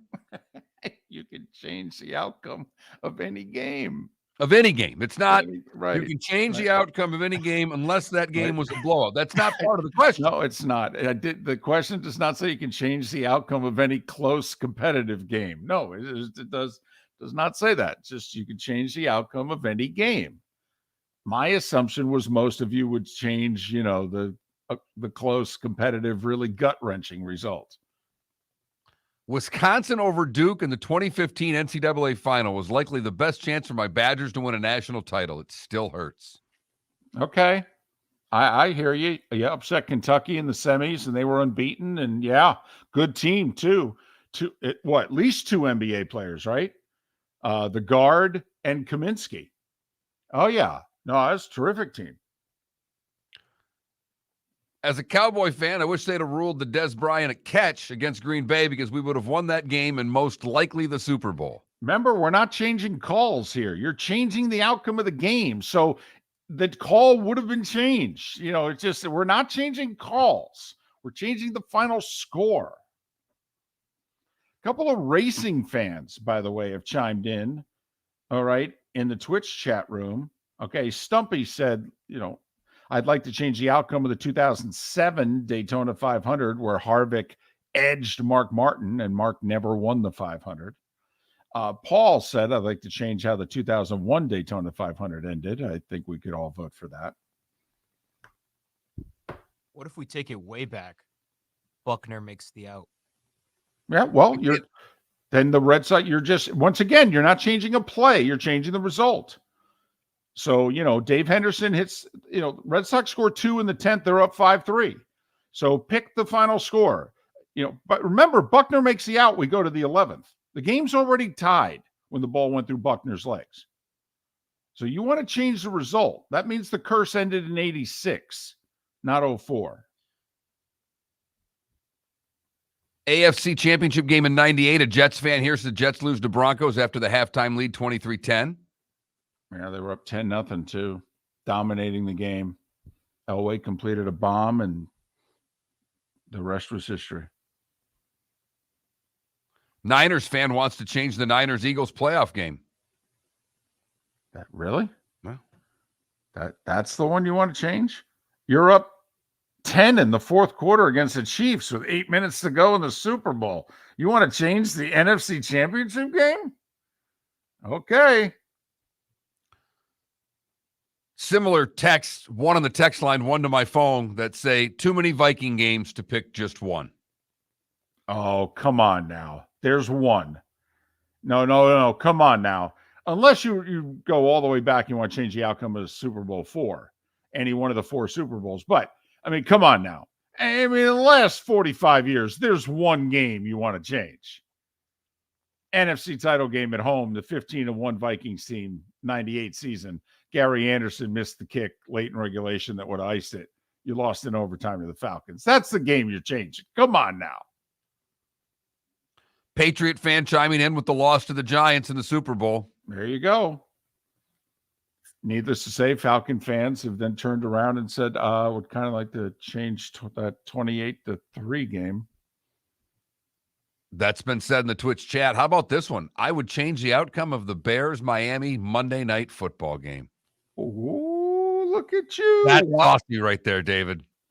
Oh, that's sexy right there. Look at that. I mean, that's not just wanting everything. That's wanting everything. That's wanting 19-0. Right. Yeah. Yeah. All right. I like it. The most creative answer that I have seen so far, Mark. You know, Adam, our Jags fan in the Twitch chat room. Right. He said, I want to change the Music City Miracle. Now, if you think about that, Tennessee, with the lateral, they beat the Bills. And because they beat the Bills, they then went to Indy and beat Peyton and the Colts. And then who did they beat in the AFC Championship game? Adams Jags. So it's funny. He's not changing the outcome. He didn't ask to change the outcome of the 99 AFC Championship game. He just wants to change the outcome of the wild card game earlier that playoff run. His hate for the Titans is more than his love for the Jags. I mean, that's impressive. Right? That is. Well done, Adam. Well done. This one says Bengals beat the Rams in the Super Bowl, followed closely. He has 2, and I'll let him go. He says followed by, because we've already brought up the season, he follows it with Kentucky beating Wisconsin. He says Kentucky would have walked Duke and go 40-0. I don't know about walk Duke, but there's a few basketball teams here in the last 30 plus years. 91 UNLV, the Kentucky team. You know, we've had 3 unbeaten teams in the Final Four. Hell, the Gonzaga team did 2-3 years ago that lost to Baylor. You've got an Eagles beating the Raiders in the 80 Super Bowl, David. Oh, wow. The Vermeil Super Bowl 15. This Get is one, this ladies is and either gentlemen. a big Yankee fan or a really big anti-Boston fan who says, I want to change the outcome of the 04 ALCS Game 7 and have the Yankees beat the Red Sox. Would have been fascinating if he had said, I just wanted to change Posada throwing out Dave Roberts. You know, if he had narrowed it down to the stolen base, which started everything in Game 4. Okay, music in our Twitch chat room would like to change the outcome of the Christians versus the Lions in 60 AD. Okay, I think we're getting a little, didn't realize there was a scoreboard and instant replay back then, but okay. Gordon Hayward banks it in from half court. Ah, okay. First Florida State fan to chime in with, I'd like to change a wide right. Exactly. Which Pick one? Right. Well, they want to change all of them, but you only get one. You only get one. And someone does make a great point here, David, who just says, like, changing the outcome isn't a big ask. I mean, this is a big ask to begin with. Well, sometimes it's just a play. I mean, sometimes it's actually not a big ask.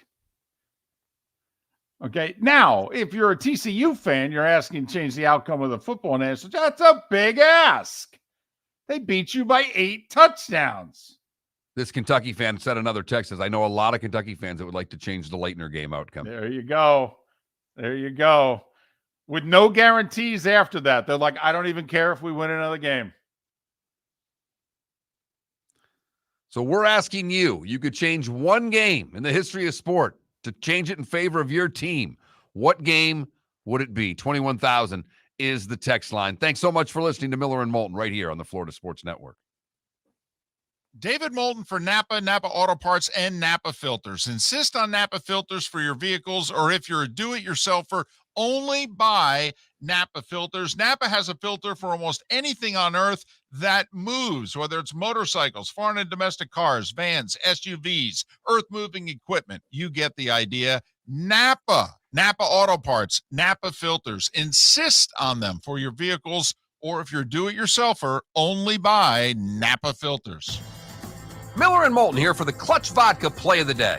Mark, remember Nick Charles, Fred Hickman, the CNN Play of the Day? Yeah, CNN did a nightly sports show. That was a while ago. Yes, it was. Just work with me. Everyone liked the pod, the Play of the Day. So how about we have the Clutch Vodka Play of the Day? Sounds good. Fun. Smooth. Like Clutch Vodka. Listen weekday mornings for the Clutch Vodka Play of the Day. That's Clutch with a K. Located on the East Trail, locally owned Naples Tiki Bar and Grill is an outdoor eatery next to the Hitching Post Shopping Center. Island-inspired food with a true tiki theme. The best place in Naples to enjoy the beautiful weather in Southwest Florida. The Naples Tiki Bar and Grill offers a great menu for dine-in or takeout. Enjoy our famous pulled pork, huge burgers, and tiki bar cocktails. Don't miss happy hour every day from 3 to 6 and live music 7 days a week. See you soon at the Naples Tiki Bar and Grill, 11498 Tamiami Trail East. Hello, friends and family of Southwest Florida. Are you looking to tap into the electric vehicle market? Well, look no further because we here at Southwest Florida Golf Carts have just what you need. E-bikes, golf carts, LSVs, scooters, and more. Come down and talk with one of our experienced sales reps, have a soda and a smile, and you could be cruising the streets in your new EV today. Stop by the store or visit our website at flgolfcarts.com and enter for a chance to win $100 off your next purchase by answering John's monthly sports question. You were listening to Miller and Moulton on the Florida Sports Network.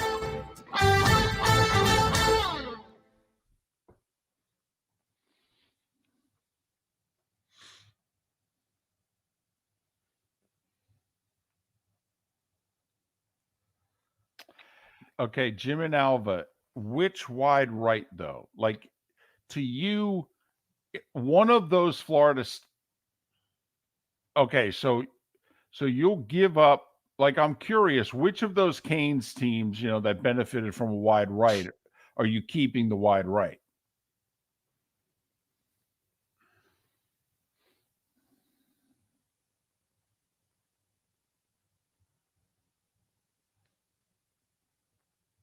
Oh, so Arch doesn't want Woody punching the Clemson linebacker? I just got a text from a friend of mine that said, "Stop, you're making me depressed."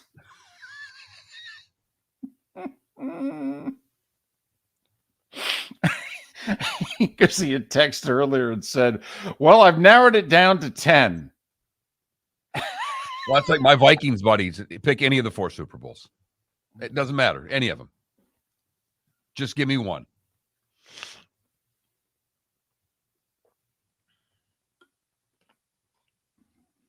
Oh, I wish, and I hate to say it, but I wish Mahomes beat Brady in the Super Bowl.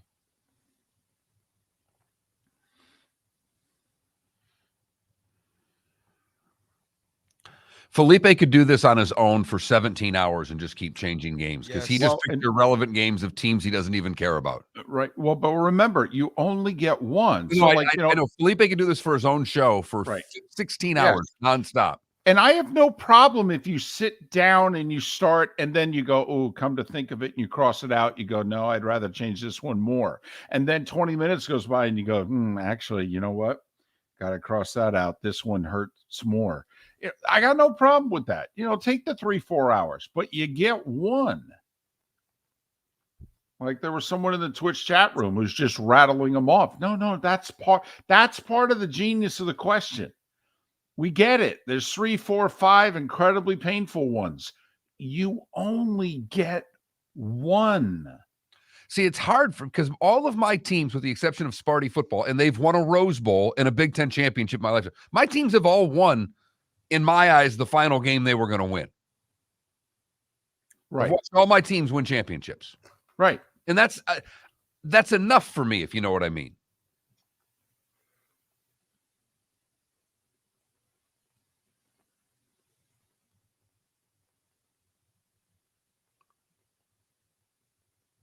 Like, with the way things have played out, I would change the 94 NBA Finals. Because it's now 50 years for the Knicks. At the time, it was 21. And Bob and Jake. I mean, that's.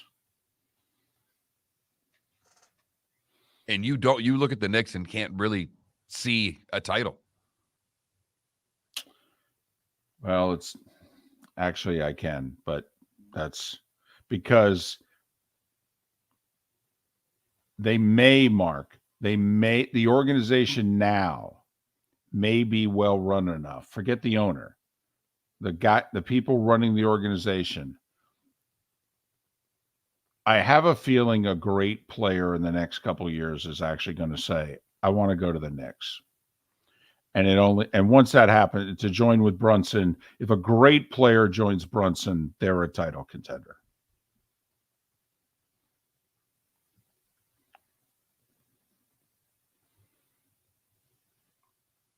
Giannis might leave Milwaukee in the next 2 years.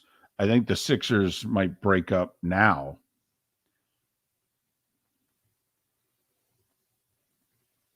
Don't know how much longer the Heat have with Butler.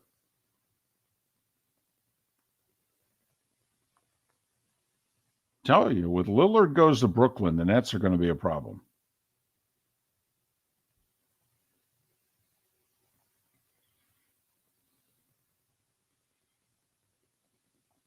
Send the hero package for Lillard. Also, we're coming back. Oh, totally.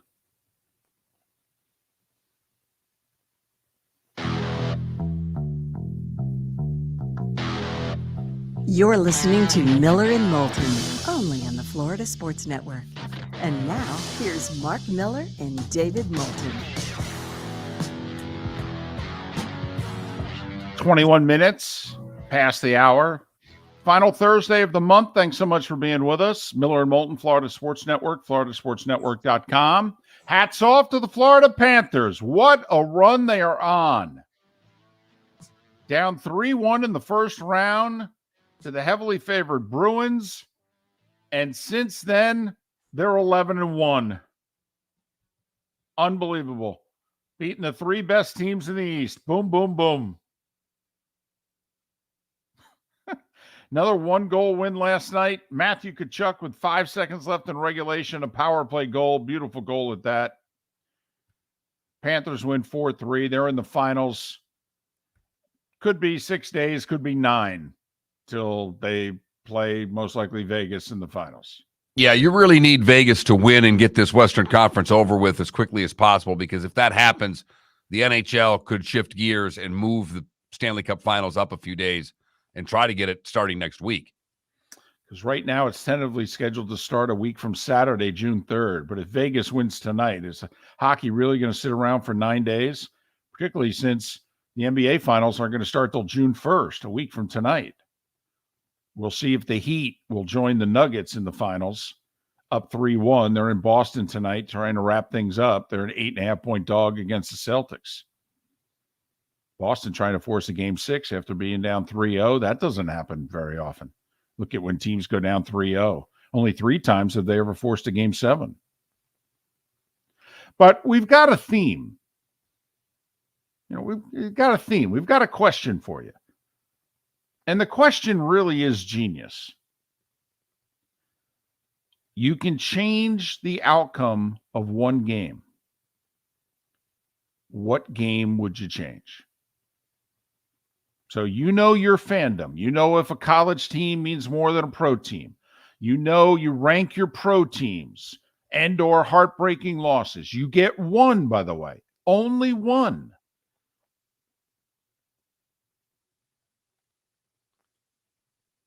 This texter says Norman over Feldo in the 96 Masters. Ooh. Would have changed the perceptions of careers and legacies. Absolutely. Absolutely. Would have also made the last year and a half really interesting. And then another one saying I'd change the outcome of Super Bowl 19 so Marino could get his one Super Bowl. There you go. Okay. And I must admit, and this is my own bias, the question is a simple one. It is simply changing the outcome of any game. You get one, any one game. So in theory, it should not matter if it was a close game or your team was solidly defeated. But in my own head, when I started answering this question, I was thinking about close losses, gut-wrenching defeats in series, that sort of deal. Not, The football team that I grew up rooting for, they're 4-1 in the Super Bowl. They're one loss. They got blown out by the Ravens. I wouldn't ask. I feel as if I'm asking too much. Because changing the outcome of a game isn't enough. It's got to be a close game. I think it's got to be one in which you can go, well, yeah, a couple of things had gone differently. You get beat by 4 touchdowns in the Super Bowl. Well, I'd like to change the outcome of this game. Oh, so it's a simple ask is what you're saying. Oh, no problem. It's a simple question that apparently has a lot of complexities to it that we're now just being made aware of. Mark, how many times have I said I can screw up a 3-car funeral? I can overanalyze a 3-car funeral. I'm doing it again. So you're changing a Michigan State. You narrowed it down. You said your love of Michigan State overrides your love of your Detroit pro teams. So you would change the outcome of a Spartans game. So now it comes down to, do you change a football game or do you change a basketball game? And I was trying to think of it, because I already had the outcome of a game changed that was law. I mean, Michigan and Harbaugh did it for me. I actually had this happen. There was a game that Michigan State would have lost, but instead of just taking a knee, Jim Harbaugh decides to punt the ball, and John McDonough screeched, and Michigan State scored. So I actually watched this happen in real time. But you're getting another one. I know. Now I get another one. It's Right. it's if the sports gods are handing me a gift. Just because Jim Harbaugh gave you a gift doesn't mean you don't get another one. So I'm just curious, is it on the gridiron or is it on the hard court? Because you've mentioned a couple possibilities. And like, what's interesting is, like, one, it was a championship basketball game. The football game you mentioned was a national semifinal. So like if Michigan State, when they made the 14 playoff, I guess it was 8 years ago, and they got whacked by Alabama in the semi. But if you change that result, that's great. It's awesome. You're playing Clemson in the final. Right. There's no guarantee of a championship. I understand, but they would have beaten Alabama. Correct. And would Michigan State football beating Alabama in a national semi mean more to you than Izzo and the Spartans cutting the nets down a second time? That's your internal debate. And it's still going on. And maybe I'll answer that question on the other side, but right now it is time for our Clutch Vodka play of the day. Felipe, in his Panthers sweater and his Marlins cap, going all South Florida today. He is as bandwagon as they get. Born and raised in Miami, yet calling me a bandwagon. That's funny that he says that anyways. Panthers, we all know what it is. They're going to the Stanley Cup Finals. They get a power play in the final minutes of regulation. Matthew Tkachuk, the hero, once again. Barkov right circle, down to the goal line. Tkachuk in first shot. He scores! He scores! He scores! Matthew Tkachuk, a power play goal! It's 4-3 Panthers with 4.3 seconds to go in regulation time. The Panthers take a 4-3 lead in the waning seconds. A power play goal for Matthew Tkachuk. And the Panthers are 4.3 seconds away from an Eastern Conference championship. Panthers headed to the Stanley Cup Final for the first time since 1996. Matthew Tkachuk, 2 goals. Sergei Bobrovsky, 36 saves. What a night for Florida sports. Tkachuk showing patience in front of the net, too. He could have fired a shot on a goalie that was sprawled on the ice, but he waits and he just kind of carries the puck another stride to his left and shoots it into a wide open net instead. In the closing seconds, to have the patience in front of the net when usually you will get hit hard. But that's who he is. Exactly. That's why he's a stud. I mean, that goal sums up the difference in that series. One team was willing to pay the price in front of the net. The other team was not. 3 overtime goals in this playoff run, plus that one.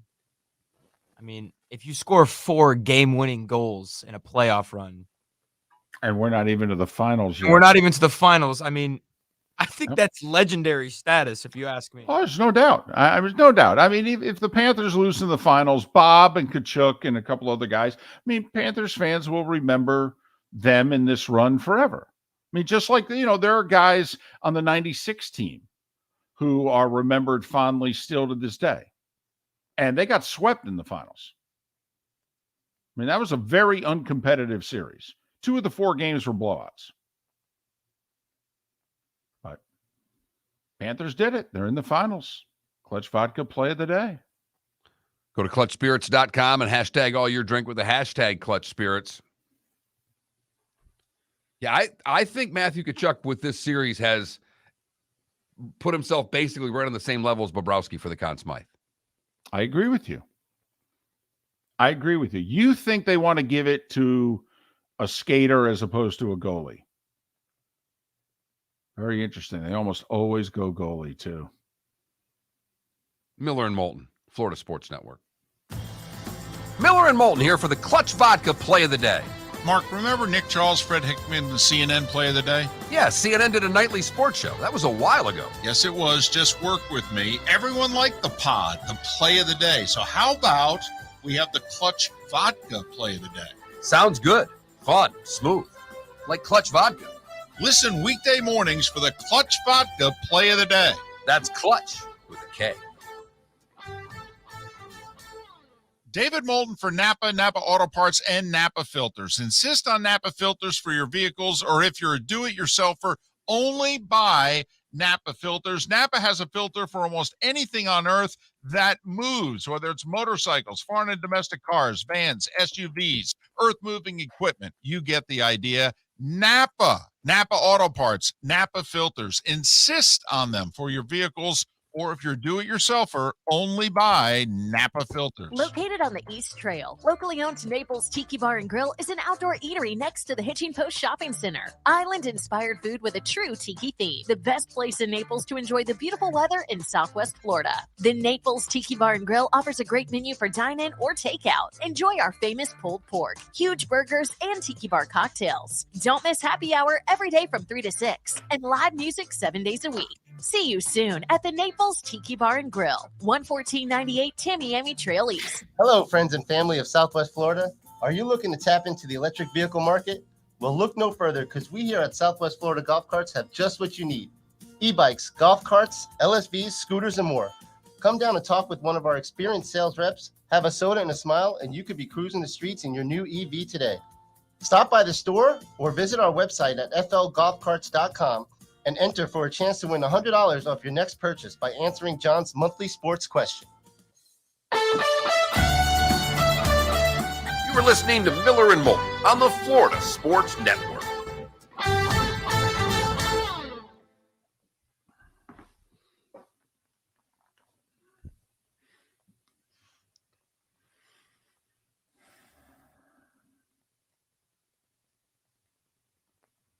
Well, like this is hops, like you ask, love to hear Danielson's answer to that question.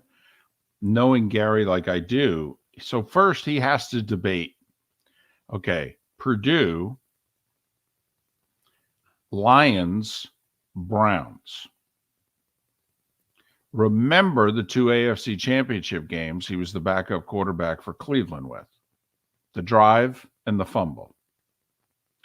When he was with the Lions, he was a starting quarterback in a playoff game against Montana and the Niners.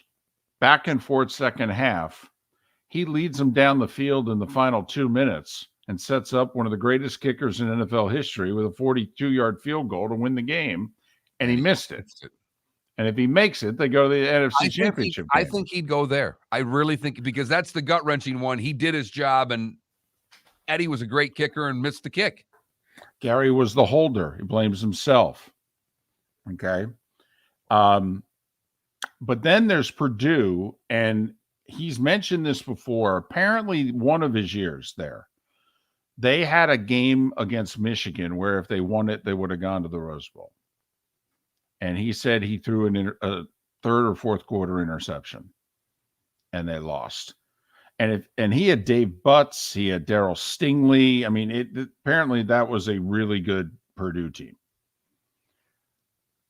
And so I don't know if he would choose, we have a theory on this show. You ask a lot of professional athletes, if you can give them one day, would they choose Saturdays or Sundays? And they almost always choose Saturday. If you're giving me one day again, I'll go back to Saturday. I'm wondering if Gary would actually change the outcome of that Purdue game. I've never heard him talk about it. I just have heard him talk about the Lions. Remember, this is a kid who grew up in Michigan, in the 60s, going to the Rose Bowl, a big deal. So I don't know the answer. I got to buy a couple of new T-shirts today. Okay. Well, a tweet came up with the Hamilton Mustangs shirt from Youngblood. That Super 70 Sports always tweets out, if you know this movie, you're my kind of effing individual. And so I went on the thing. It's either that one or the Carver High, and I might get both. Carver High. Orange with the purple, too, of the Carver High. It's just, it's pathetic colors. And the fact that if you wear that and someone recognizes it, then that is my kind of individual. Love that show. White Shadow. Loved it. What is it? 3 years? Yeah. And that show was not on a long time. No. It took on every single social issue that there was. Oh, my goodness. Parenting, drugs, gambling. They took on everything. Everything. Race. Oh, my goodness. Great show.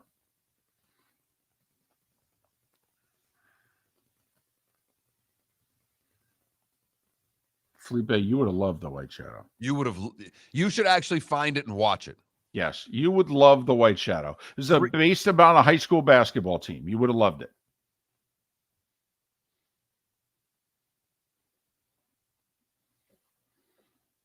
And by the way, when you wear your hair long, your hair and the White Shadow, you could have been on The White Shadow. When you fro out, you could be on The White Shadow. You'd have been, because they had the handful of black guys, they had the couple of white guys, and then they had a Spanish player or two. You'd have been perfect. Headband. Yeah, definitely. Yes. Salami wore the headband, but yes. When I play with this hair, I wear a headband. Felipe, I'm telling you, you could have come off the bench in The White Shadow. I mean, you would have had to keep feeding Coolidge. I mean, he was there, Embiid. I mean, you got to give it to the big fella. Top 10 white hoopers who wore headbands. Mike Miller. First Kelly Tripucka. I was going to say, naming 7 is hard. That's where I was. 10? Garrison Matthews. Golly. Timmy.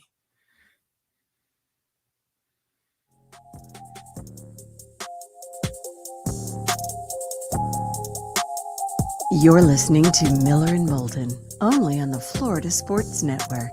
And now, here's Mark Miller and David Moulton. 22 minutes before the hour. Thanks so much for being with us, Miller and Moulton, the Florida Sports Network, floridasportsnetwork.com. Mike Kelly, he talks hockey for a living, does a lot of it with the NHL Network. He's also an analytics guy. We've talked to him before. He had a breakdown of the Florida Panthers before Game 4 last night, in which he showed how they're different this year from last year. And we could talk about personnel changes. He goes, no. I'll show you the numbers. The numbers show you the difference in their style of play and where it is they now rank in doing certain things that they didn't do last year and why it is it's leading to winning. So we're going to break down why it is the Florida Panthers are in the Stanley Cup Finals with Mike Kelly coming up in a little more than 20 minutes' time. In the Stanley Cup Finals and barely, and I mean barely, made the postseason. Yeah, last team in.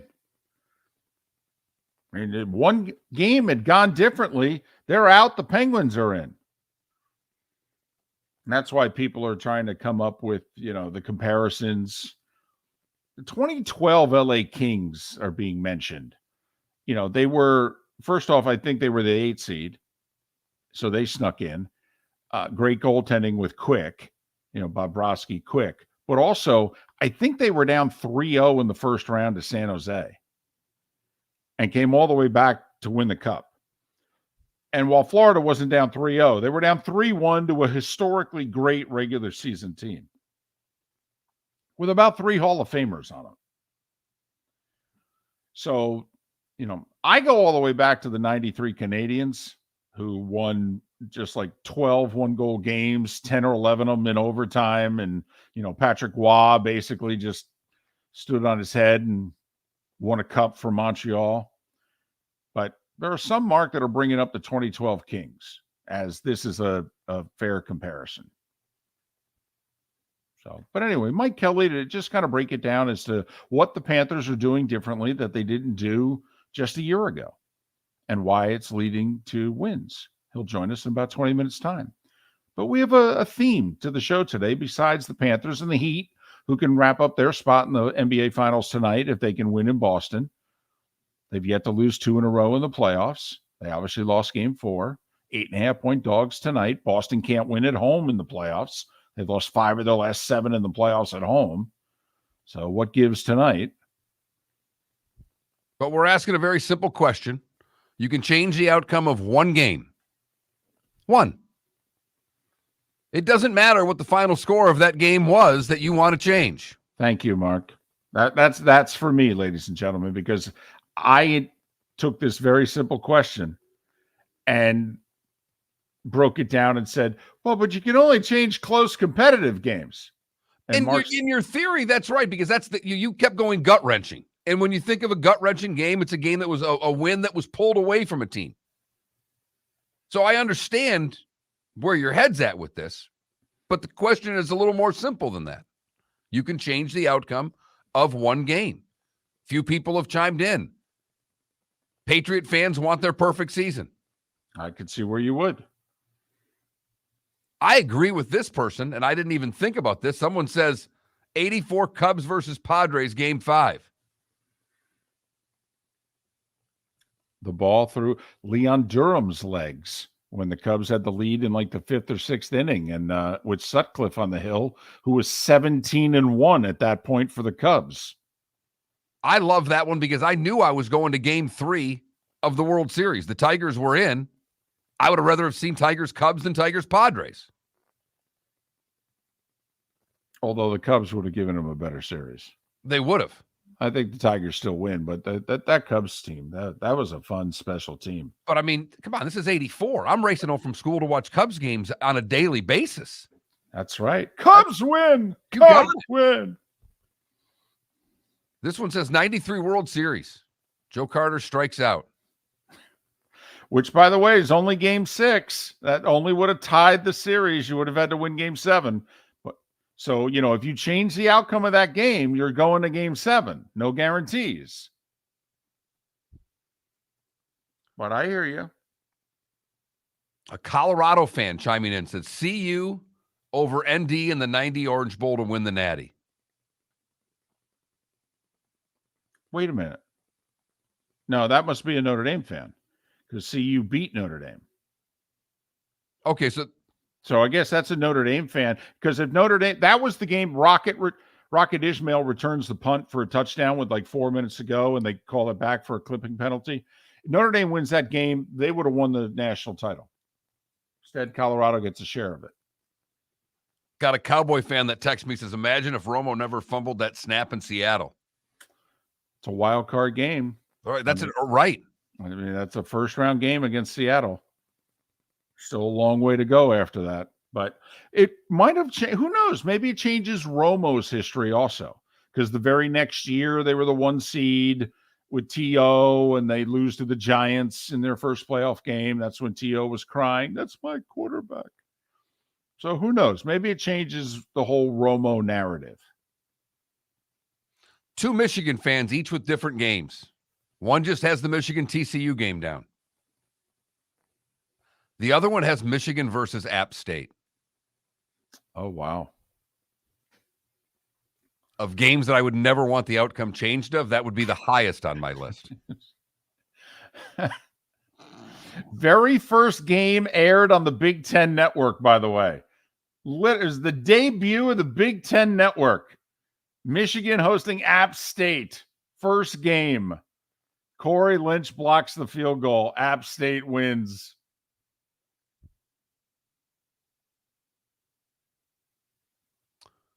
Bears fan here wants the 06 Super Bowl win over the Colts.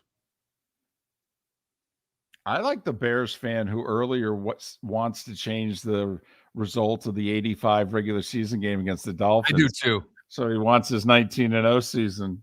I do too. Wings fan says the 09 Wings. Okay. Who lost a game 7 at home to Pittsburgh in the finals. Someone wants a different outcome in the Auburn FSU national championship game. That game is remarkable. It's 21-3 Auburn, and they sense that Florida State's about to run a fake punt. And they're, quote, ready for it. And Florida State runs the fake punt anyway and converts the first down and then goes and scores and gets back in the game.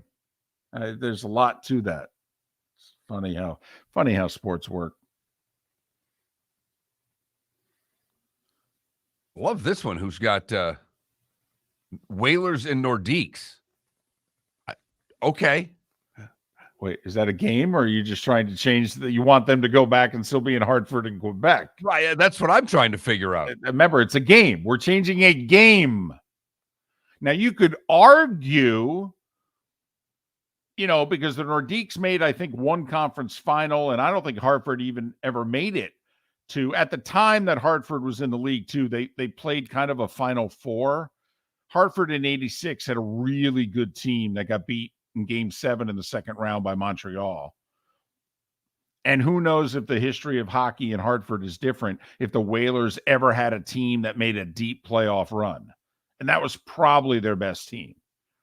They would have beaten the Rangers, too, in the semis and gone to the finals.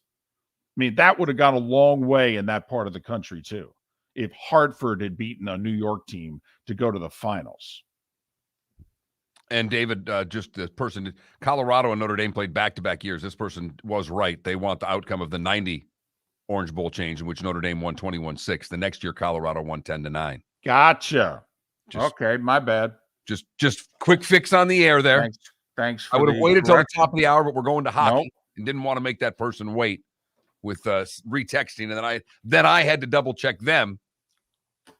So a very good friend of mine texted me during the break because, I've got a game that I would change, and he texted me and he said, "I'm just curious, would you change a game to have one of your beloved teams win, or would you change one of the 7 or 8 back up the trucks that you've gotten wrong over the years?" I said, "Well, Bob, you make a dadgum good point. I may just want to change the outcome of Game 4 of the Eastern Conference Finals between the Heat and the Celtics." We're having a lot of fun with this. The text line is jammed. Twitch chat room is jammed. We're getting tweets. A lot of responses to this. But you and I have each gotten the same personal response on our own. You got it earlier in the show. I just got this from a friend of mine. And here I thought the day was off to a positive start. Thanks for the downer, LOL. Good friend of mine texted also during a break and said, "Stop it. You're making me depressed." Sorry.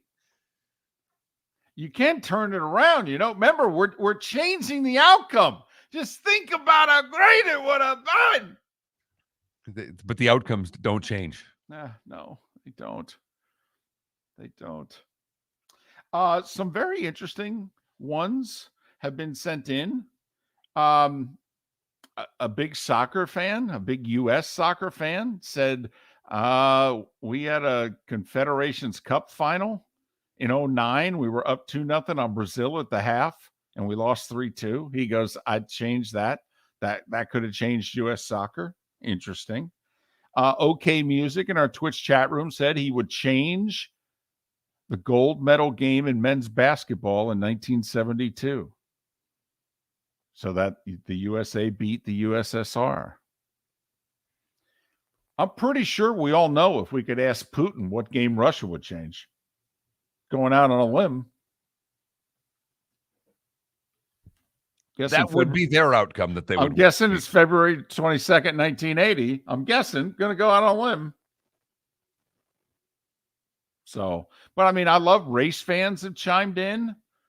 You know, the obvious one, the ending of the 01 Daytona 500, so that Earnhardt doesn't die. But, you know, others in which, you know, big Mark Martin fan who, you know, chimed in and said, oh, man, when Harvick edged him by like 10 inches to win in 07. Surprised a Raider fan hasn't just said the Tuck game. Totally. That one, because there are Raider fans everywhere, or just anti-Patriot fans. Well, you know, in our Twitch chat room, we could all just choose a Brady game on either side of it. It is a quick sidebar. It is rich, isn't it, that Brady bought into the Raiders, right? It's amazing. Of all the teams. As I heard someone say, he already owned the Raiders. Now he owns just a little bit more of them. I mean, I'm sorry. If Mark Davis, Tom, listen, we've just about come to a deal. There's just one minor issue. Really? What? I've agreed to the money and what have you? No. It's just one minor issue that we've yet to work out. I don't know if it's in the contract, actually. It's just a question. Tom, was that a fumble or an incomplete pass? Your answer determines whether or not we're going to make you a partner in this $4 to $5 billion team.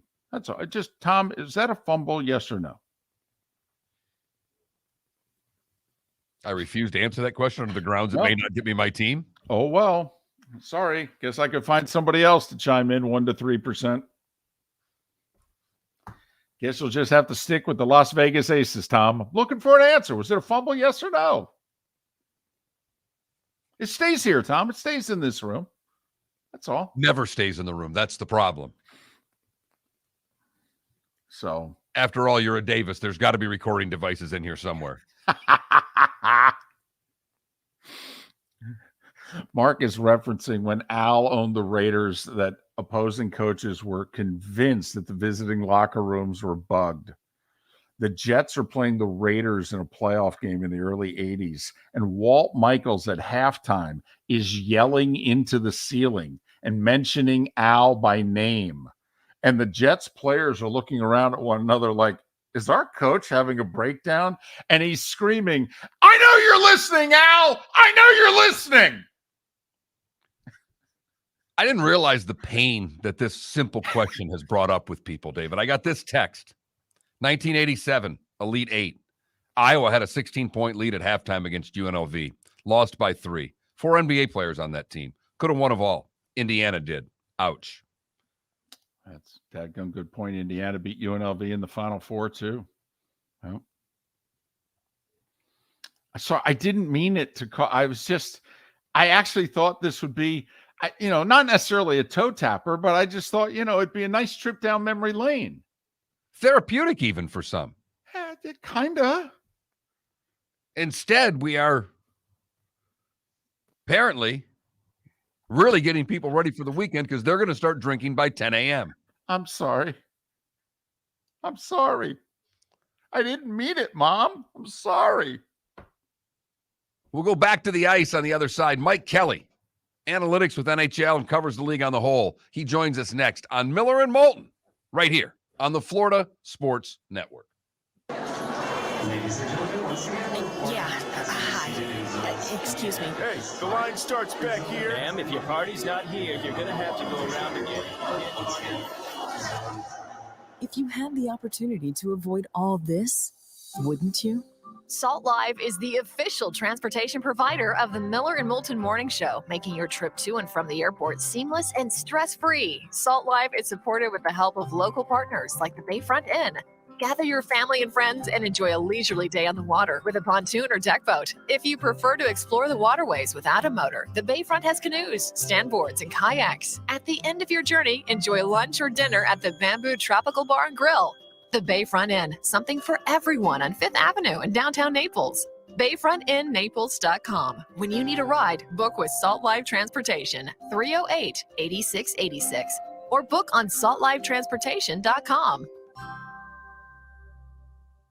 David Moulton for Napa, Napa Auto Parts, and Napa Filters. Insist on Napa filters for your vehicles, or if you're a do-it-yourselfer, only buy Napa filters. Napa has a filter for almost anything on earth that moves, whether it's motorcycles, foreign and domestic cars, vans, SUVs, earth-moving equipment. You get the idea. Napa Auto Parts, Napa filters. Insist on them for your vehicles, or if you're a do-it-yourselfer, only buy Napa filters. Located on the East Trail, locally owned Naples Tiki Bar and Grill is an outdoor eatery next to the Hitching Post Shopping Center. Island-inspired food with a true tiki theme. The best place in Naples to enjoy the beautiful weather in Southwest Florida. The Naples Tiki Bar and Grill offers a great menu for dine-in or takeout. Enjoy our famous pulled pork, huge burgers, and tiki bar cocktails. Don't miss happy hour every day from 3 to 6 and live music 7 days a week. See you soon at the Naples Tiki Bar and Grill, 11498 Tamiami Trail East. Miller and Moulton here for the Clutch Vodka Play of the Day. Mark, remember Nick Charles, Fred Hickman, the CNN Play of the Day? Yeah, CNN did a nightly sports show. That was a while ago. Yes, it was. Just work with me. Everyone liked the pod, the Play of the Day. So how about we have the Clutch Vodka Play of the Day? Sounds good. Fun. Smooth. Like Clutch Vodka. Listen weekday mornings for the Clutch Vodka Play of the Day. That's Clutch with a K. Hello, friends and family of Southwest Florida. Are you looking to tap into the electric vehicle market? Well, look no further, because we here at Southwest Florida Golf Carts have just what you need. E-bikes, golf carts, LSVs, scooters, and more. Come down and talk with one of our experienced sales reps, have a soda and a smile, and you could be cruising the streets in your new EV today. Stop by the store or visit our website at flgolfcarts.com and enter for a chance to win $100 off your next purchase by answering John's monthly sports question. You were listening to Miller and Moulton on the Florida Sports Network.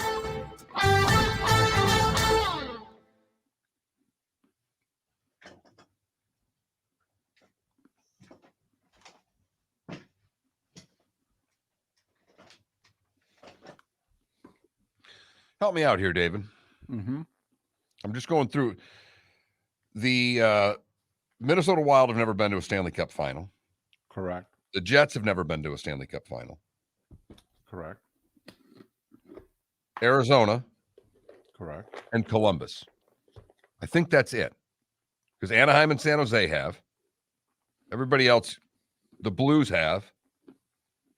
Just were, and they won it. Buffalo's gone twice. Has Ottawa been to a Stanley Cup final? 07, they That's lost. right. They lost to Anaheim. I just started thinking about that because Denver getting into that's their first time to an NBA final. So there are four NHL teams. Well, obviously Seattle, right? Yeah.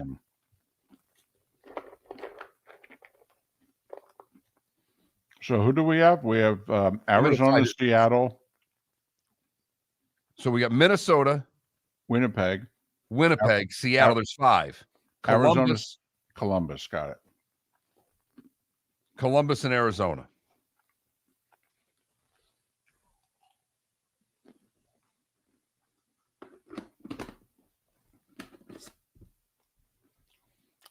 How ridiculous is it? This is their 6th season. They may go twice. So basketball, the Hornets haven't. Correct.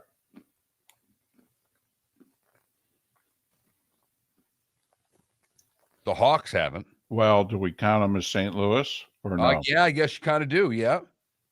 The Pelicans haven't. Sacramento hasn't. God, they came close. Memphis hasn't.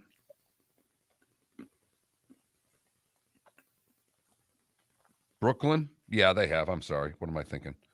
Several times. I'm just trying. T-Wolves haven't.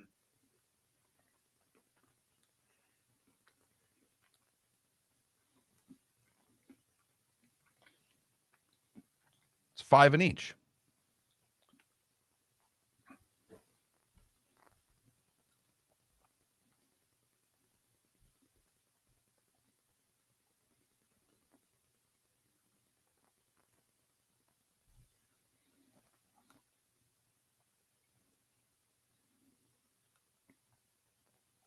That's the Michigan game you'd pick? You wouldn't even pick the TCU game from last year?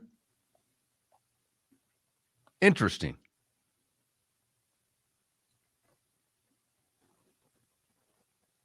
No, you're right. Clippers have never been to the finals. Have the Clippers been? No. No.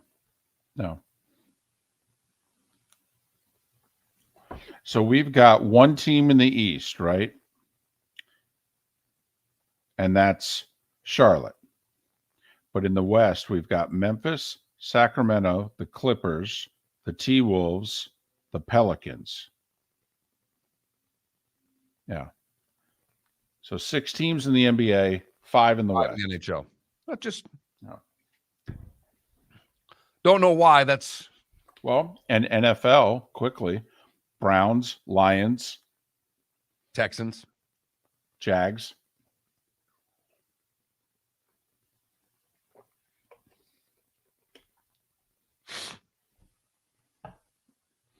Anybody else? Mike's on hold. We're coming back.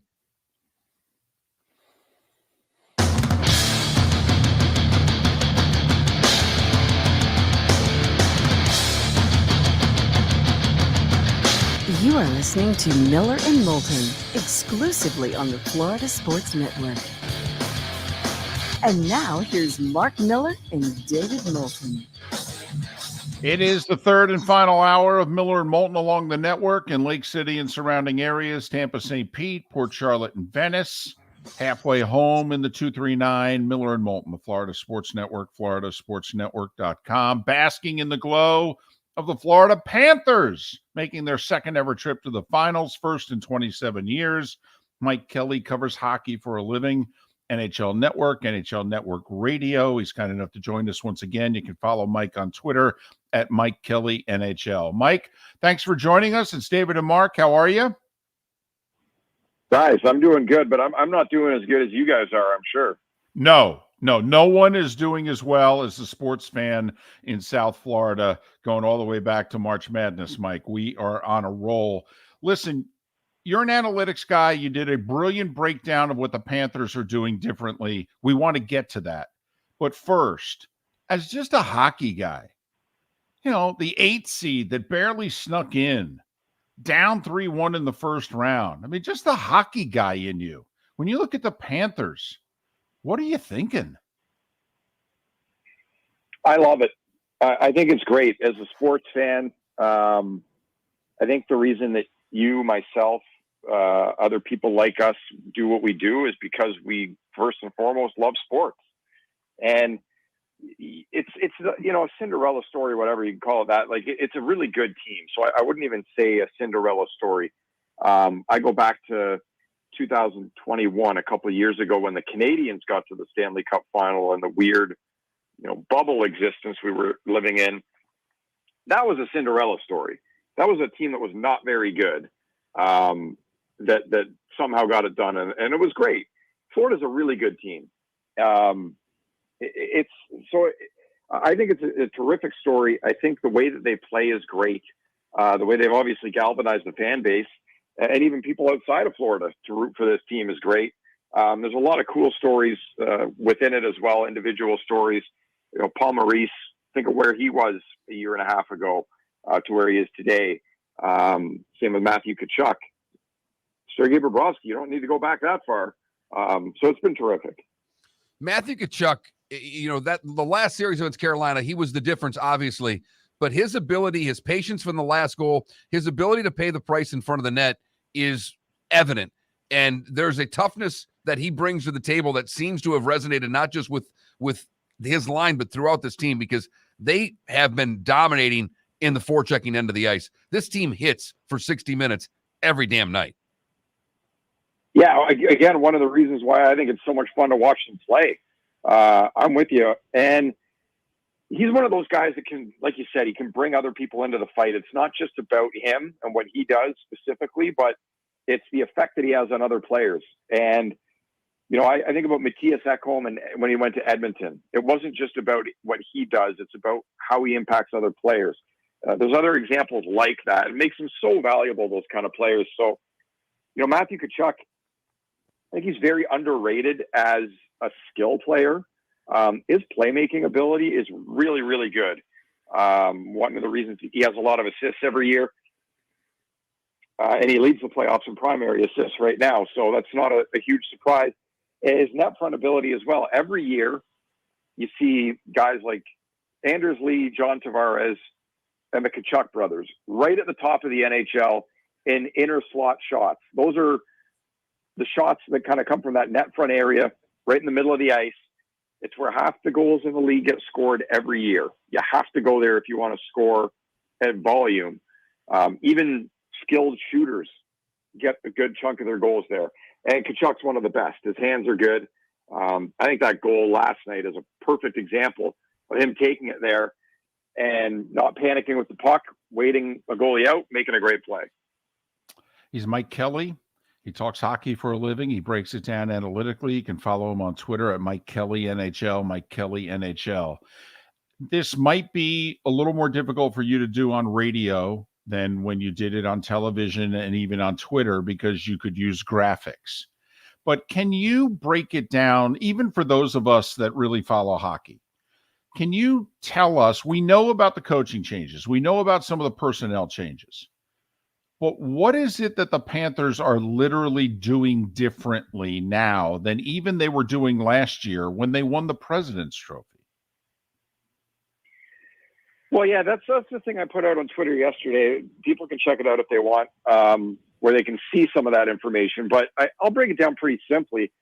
They've gone from a one-dimensional rush attack, very skilled, very speedy team, to a team with more balance in how they play the game. And you have to do that, I believe, to have success in the playoffs. You look at last year, they scored 3 goals in 4 games against Tampa Bay. And even the Washington series, the Capitals did a really good job of kind of shutting them down with their speed in the neutral zone. And that went 6 games. So teams knew exactly what to do to try to stop that team. Some could do it, some couldn't. Now you go to this year, Paul Maurice comes in, his introductory press conference. He says he doesn't want to, put the shackles on the team, but they need to play smarter. They need to be smarter with the puck, make better decisions with the puck. And the big difference in terms of the numbers this year and what they're doing, and it was regular season, it's also definitely been the playoffs.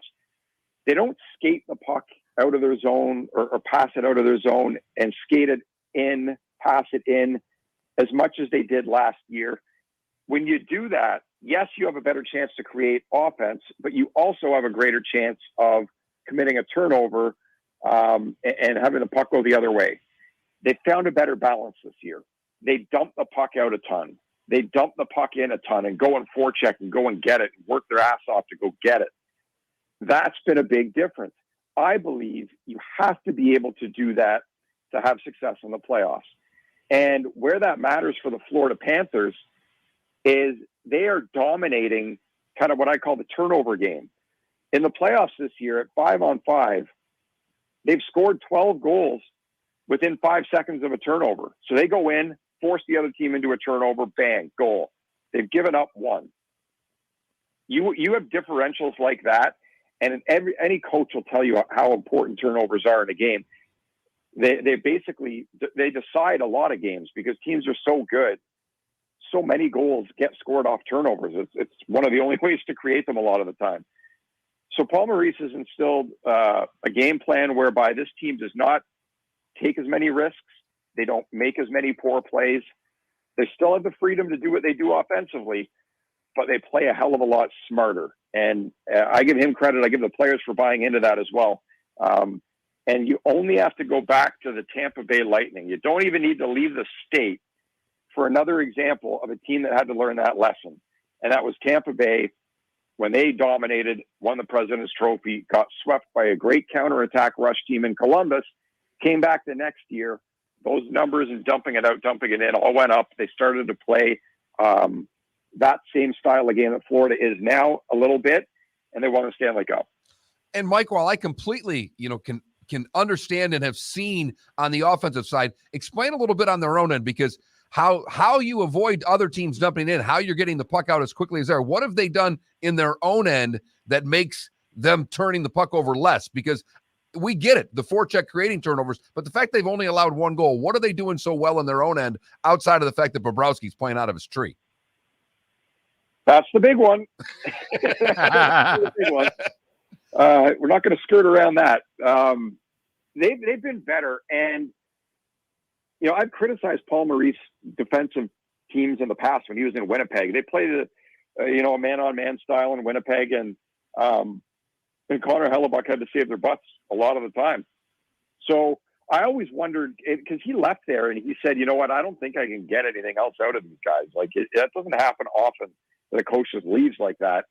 And I wondered, was it the coach and the way that he had them playing, or was it the players just not doing it, what they should be doing?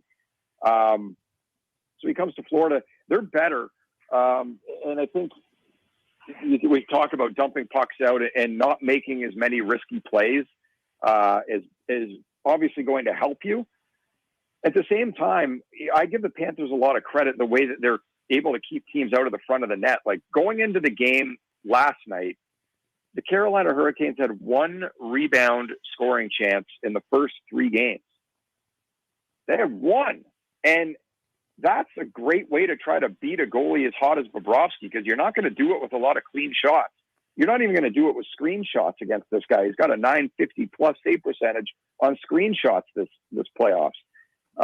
Rebounds were the one way I could see to try to get to him. And Florida did a great job of keeping pucks out of this. So they've limited teams to a lot of one and dones. And once that, that shot is on net, if there is a rebound, they're either clearing it away, they're getting to a loose puck, they're boxing guys out. They're allowing shots that, yes, some of them are dangerous, but none of them are impossible for Bobrovsky. Mike, final question. I don't know if you started to crunch some numbers or just your gut feeling from watching and crunching numbers all year, but it looks like it's going to be Vegas and the Panthers.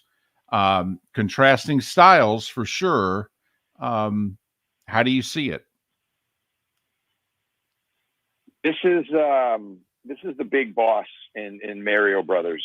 You're going up against Bowser now, so this is going to be their hardest test. That might have gone over a lot of people's heads, but the Vegas Golden Knights to me are the best team in the playoffs right now of the Final Four. I thought that going in. There's something going on in Florida that you can't deny. The belief this team has, the goalie is obviously the best left, and that's huge. Vegas is big. It's really hard to get into the inside on them in the offensive zone and get that quality offense. Their deep pairings, like you go from the first to the third, they're all big, physical. They can skate. Jack Eichel's playing terrific right now. Marchessault, they got great scores. That's something Carolina didn't have. So it's going to be the toughest test. I'm not counting them out. Obviously, the Panthers by any stretch, but they're going to get leaned on. Florida's not going to push Vegas around. They're going to have to find other ways as well to create offense, and they're going to be really challenged to limit it. And Bobrovsky's going to have to be everything that he's been so far. And if he is, I think we're going to get a great long series. But this will be their biggest test. Mike, thanks so much for your time, particularly at this hour. Continue the terrific work, and hopefully we can talk again. Thank you, guys. Anytime. And hopefully that'll be in a couple weeks when there's a couple big parties going on down in your neck of the woods. There you go. Mike Kelly, NHL Network, television and radio. Follow him on Twitter, Mike Kelly NHL, Mike Kelly NHL. And he did tweet out his analytics breakdown of what the Panthers are doing differently, video along with the graphics. Mike Kelly NHL, check it out. Hello, friends and family of Southwest Florida. Are you looking to tap into the electric vehicle market? Well, look no further, because we here at Southwest Florida Golf Carts have just what you need. E-bikes, golf carts, LSVs, scooters, and more. Come down and talk with one of our experienced sales reps, have a soda and a smile, and you could be cruising the streets in your new EV today. Stop by the store or visit our website at flgolfcarts.com and enter for a chance to win $100 off your next purchase by answering John's monthly sports question. Ladies and gentlemen, once again. Hi. Excuse me. Hey, the line starts back here. Ma'am, if your party's not here, you're going to have to go around again. If you had the opportunity to avoid all this, wouldn't you? Salt Live is the official transportation provider of the Miller and Moulton Morning Show, making your trip to and from the airport seamless and stress-free. Salt Live is supported with the help of local partners like the Bayfront Inn. Gather your family and friends and enjoy a leisurely day on the water with a pontoon or deck boat. If you prefer to explore the waterways without a motor, the Bayfront has canoes, standboards, and kayaks. At the end of your journey, enjoy lunch or dinner at the Bamboo Tropical Bar and Grill.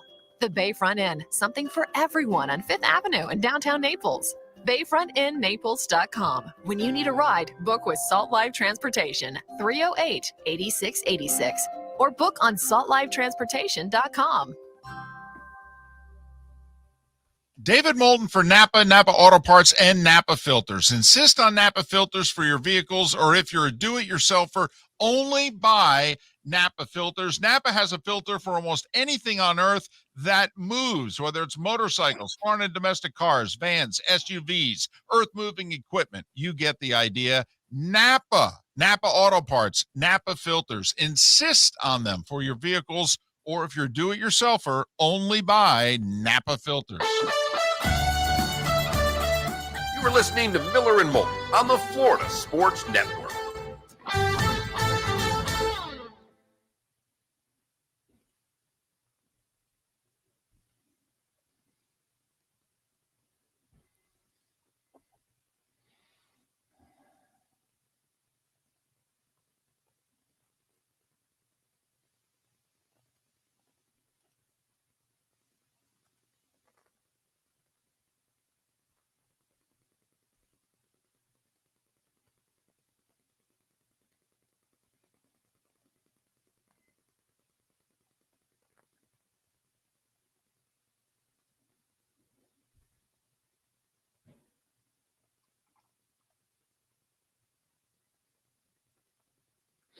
By the way, in baseball, besides the Mariners, everybody else has been in the World Series, right?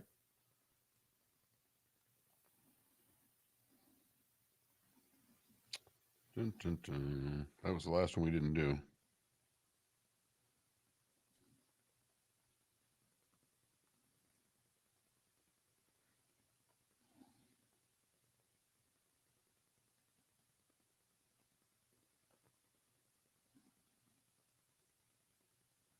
Yes. So it's just the Mariners. Right.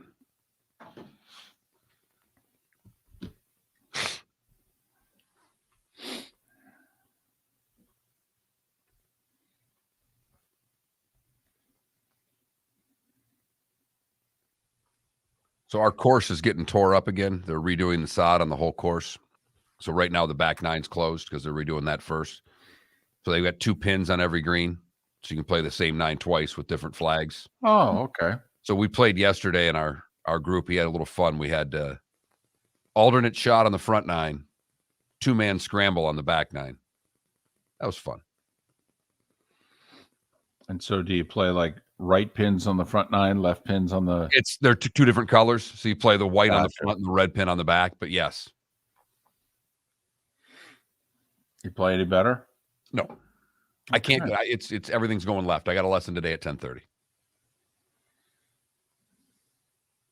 We're either going to fix it or I'm going to quit.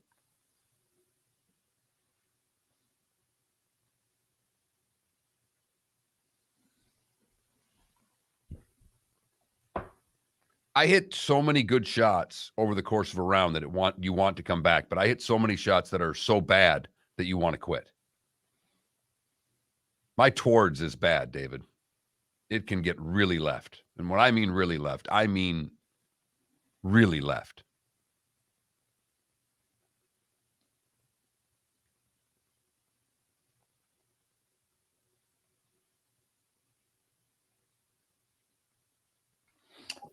Are we talking just snap hooks, or are we talking pull hooks? Pull hooks.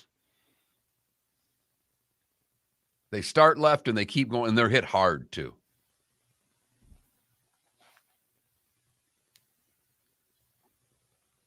We will attempt to fix that today.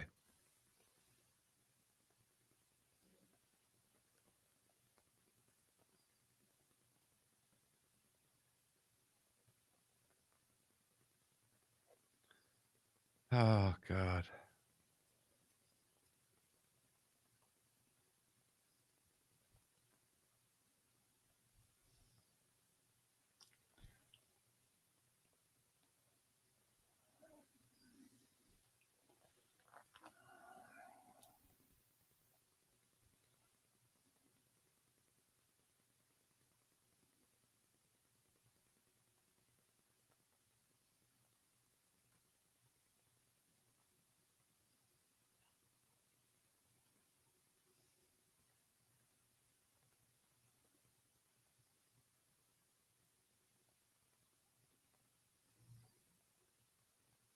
Hops, that's I right. You got it. That's it.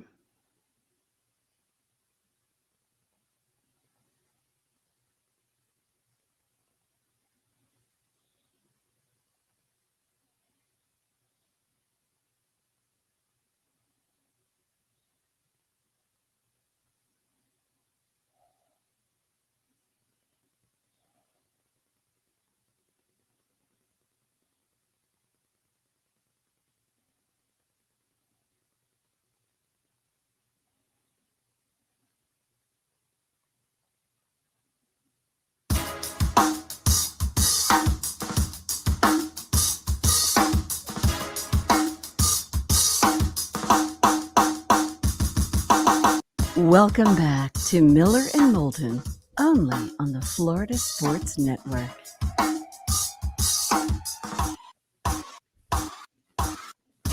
$21 past the hour. Miller and Moulton, Florida Sports Network, floridasportsnetwork.com. Thanks so much for being with us. We'll be off Monday in observance of Memorial Day. This is the final Thursday of the month. NBA Finals begin a week from tonight. Will the Heat be in them? They have a chance. If they win tonight in Boston, they're in. They'll be in Denver a week from tonight, taking on the Nuggets. But Boston, an 8.5-point favorite at home to force a game 6 in Miami on Saturday. That'd be interesting. That'd have some juice to it. Yeah, that would put pressure on the Heat for the first time in this postseason. Right. They were 1-1 against Milwaukee, 1-1 against the Knicks. But, took care of things at home. So they were up 3-1 in those series, just like they are now. They went to Milwaukee and wrapped it up in game 5. Had to come home and wrap it up in 6 against the Knicks. What happens tonight? Boston really struggling at home in the playoffs. They're 4-5 this year, but they're 2-5 in their last 7. So can they just win a darn home game? Tough to apply pressure on the other team when you can't win at home. Panthers obviously in the finals. Big story overnight. Game-winning goal with less than 5 seconds to go in regulation on the power play by Matthew Tkachuk, his second of the game. Panthers won all 4 games against Carolina in the conference finals by a goal. And they'll likely play Vegas. Vegas with a chance to win their series tonight and sweep Dallas. And Stanley Cup Finals up in the air. Vegas wins tonight. There's a chance it starts the middle of next week. Dallas wins tonight. This sucker's probably not starting before a week from Saturday, June 3rd. So either way, the Panthers are going to have a little bit of time off. Hope they don't get stale. A couple rounds of golf in their future, that's for sure. But we've been kicking around a question. You know how sometimes you get in the late spring and summer and sports talk show guys, they just throw out a theme, throw out a question. And so I read a story a couple days ago. It was a story about the New York Rangers, and the beat writer just said, hey, fans, if you could change the outcome of one Rangers game over the years, what would it be? Got me thinking. And so this morning I said to Mark, hey, any of your teams, you get one team, one game. What's the game you'd change? Ooh, struck a nerve. Yeah, and you brought up another game of my teams that I wasn't even thinking of that has vaulted up near the top of the list.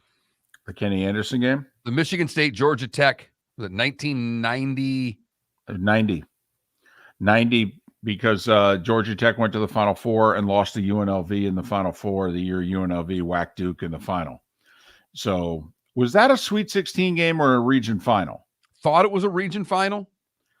But Michigan State, Georgia Tech, tremendous game. Look at the talent on the floor, by the way, for both teams. Wonderful. Kenny Anderson for Georgia Tech. A, he doesn't get the shot off in time. The ball's still on his hand when it hits 0-0. And B, half his foot's over the line, so it's a 2 and not a 3. And Georgia Tech was down 3 in the closing seconds. So A, the shot shouldn't have counted. And B, even if it counted, it should have only been a 2, and they needed a 3. They counted it as a 3. They go to overtime. Georgia Tech wins.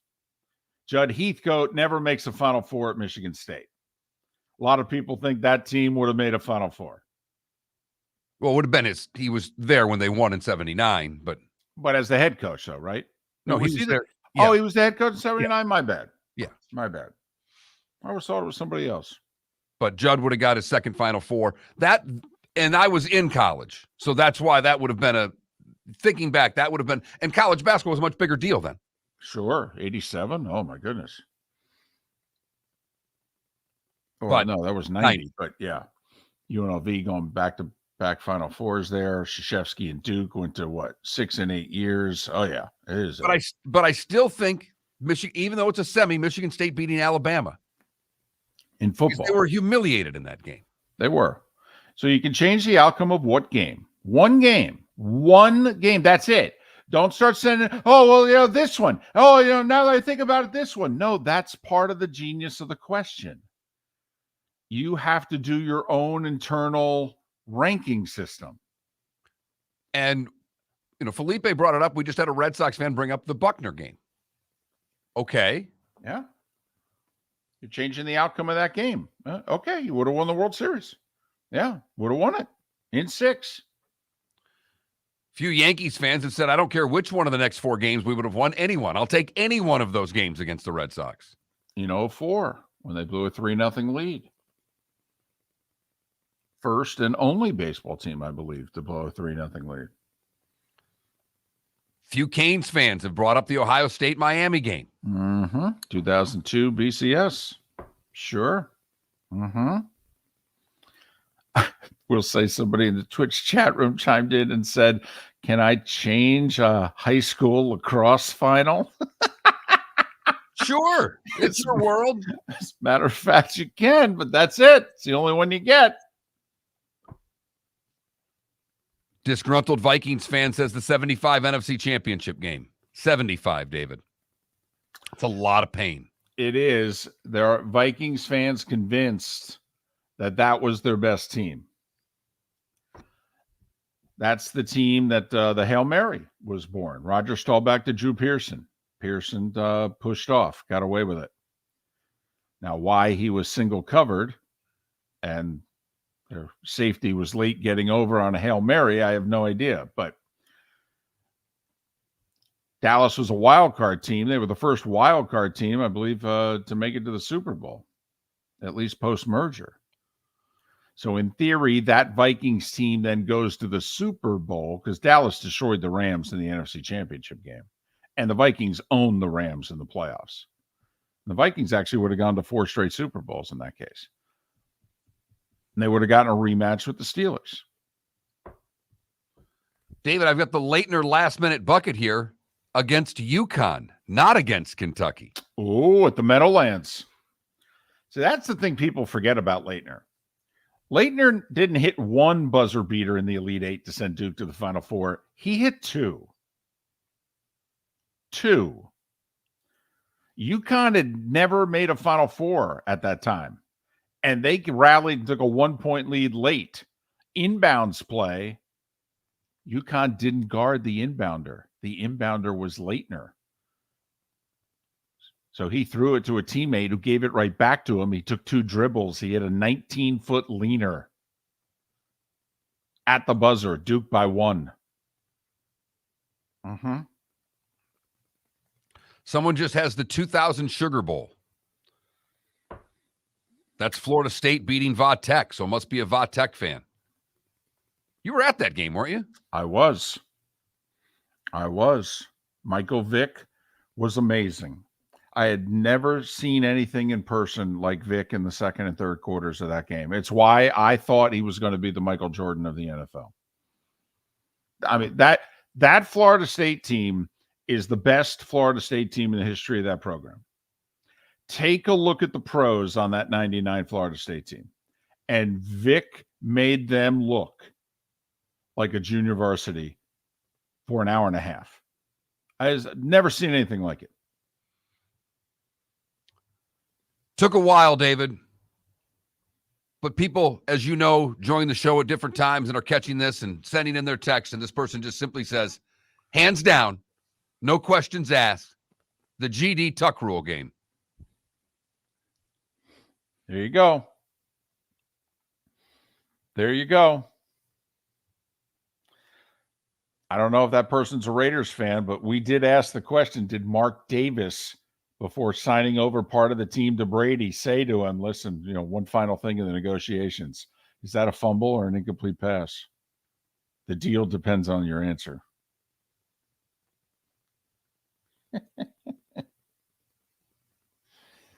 And now he really owns the Raiders. Just literally. Miller and Moulton, taking your text at 21,000. What game would you change the outcome of? Right here on the Florida Sports Network. Hello, friends and family of Southwest Florida. Are you looking to tap into the electric vehicle market? Well, look no further, because we here at Southwest Florida Golf Carts have just what you need. E-bikes, golf carts, LSVs, scooters, and more. Come down and talk with one of our experienced sales reps, have a soda and a smile, and you could be cruising the streets in your new EV today. Stop by the store or visit our website at flgolfcarts.com and enter for a chance to win $100 off your next purchase by answering John's monthly sports question. Miller and Moulton here for the Clutch Vodka Play of the Day. Mark, remember Nick Charles, Fred Hickman, the CNN Play of the Day? Yeah, CNN did a nightly sports show. That was a while ago. Yes, it was. Just work with me. Everyone liked the pod, the Play of the Day. So how about we have the Clutch Vodka Play of the Day? Sounds good. Fun. Smooth. Like Clutch Vodka. Listen weekday mornings for the Clutch Vodka Play of the Day. That's Clutch with a K. Ladies and gentlemen, once again. Yeah. Hi. Excuse me. Hey, the line starts back here. Ma'am, if your party's not here, you're going to have to go around again. If you had the opportunity to avoid all this, wouldn't you? Salt Live is the official transportation provider of the Miller and Moulton Morning Show, making your trip to and from the airport seamless and stress-free. Salt Live is supported with the help of local partners like the Bayfront Inn. Gather your family and friends and enjoy a leisurely day on the water with a pontoon or deck boat. If you prefer to explore the waterways without a motor, the Bayfront has canoes, standboards, and kayaks. At the end of your journey, enjoy lunch or dinner at the Bamboo Tropical Bar and Grill. The Bayfront Inn, something for everyone on 5th Avenue in downtown Naples. BayfrontInNaples.com. When you need a ride, book with Salt Live Transportation, 308-8686, or book on saltlivetransportation.com. You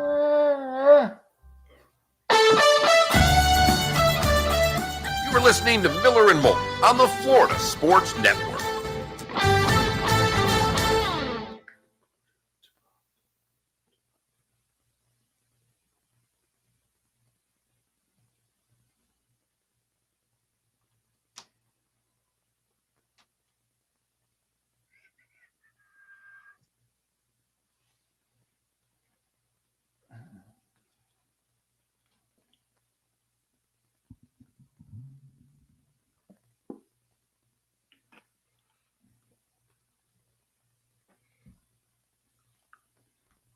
You'll never guess, David, we've got Get Up on, or I've got Get Up on here in the background. You'll never guess what they're talking about right now. The Lakers. You got it.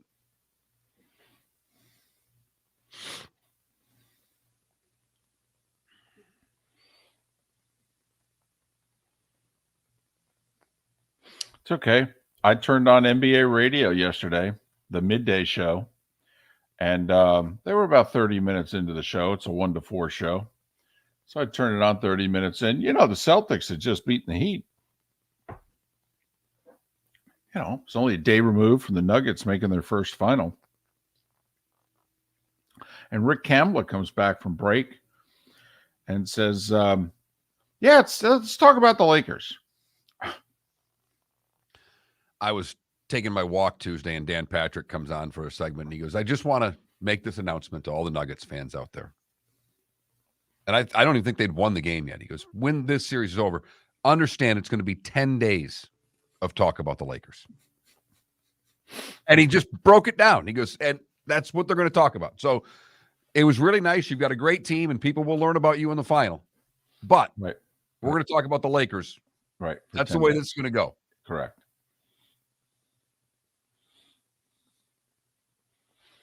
And if we stop talking about the Lakers, it'll be to talk about the Celtics. So Miami fans, we ain't talking about your team either. Johnny Mac, that's a very interesting of all the games you could change. Because so the Lightning, I mean, they don't win the series. You know, as you say, you're just changing the outcome of that game to force a game 7. No one's been that diabolical today, RCB.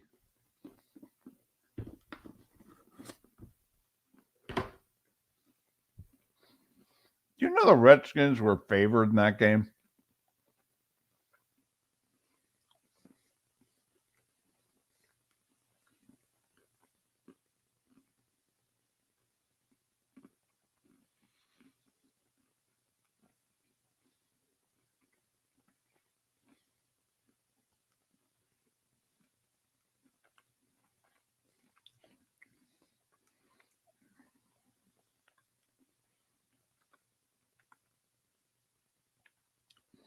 Dolphin, I don't think he would have gone ahead of Burrow.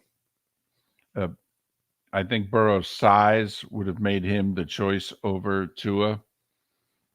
And you could argue that Joe Burrow's year at LSU is the single greatest year from a quarterback in the history of the sport.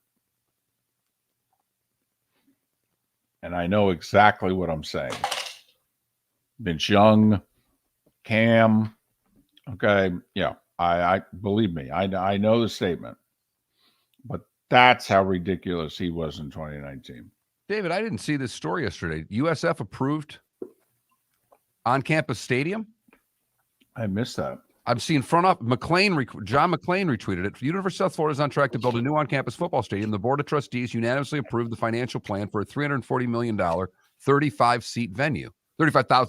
It's set to open July 2026. Now, when we talked to them, I mean, it was in the works, but I missed that they actually, finalized it. Yesterday at 4:00. Huh.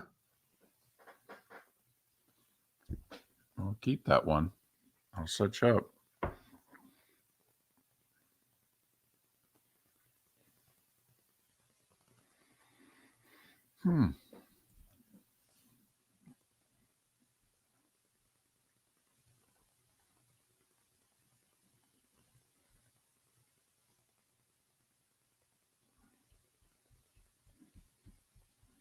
Like the size of it, by the way. How big? 35,000. Here we go.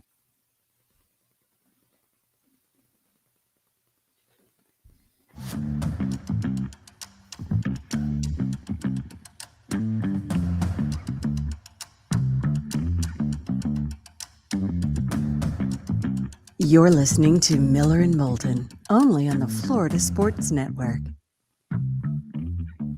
22 minutes until the top of the hour. Our final segment along the network in Lake City, Tampa, St. Pete, Port Charlotte, and Venice. The bonus hour for the 239 awaits. Basking in the glow of the Panthers, making their second Stanley Cup final. Wondering, will the Heat join them in the NBA Finals tonight? 8.5-point dogs in Boston. Our question of the day, you can change the outcome of one game. What game would it be? Not one game per team. One outcome in sports. What game would you change? By the way, what game would you change? You've hinted at several different things. As it was taking place, the Flipper Anderson playoff game hurt me the most.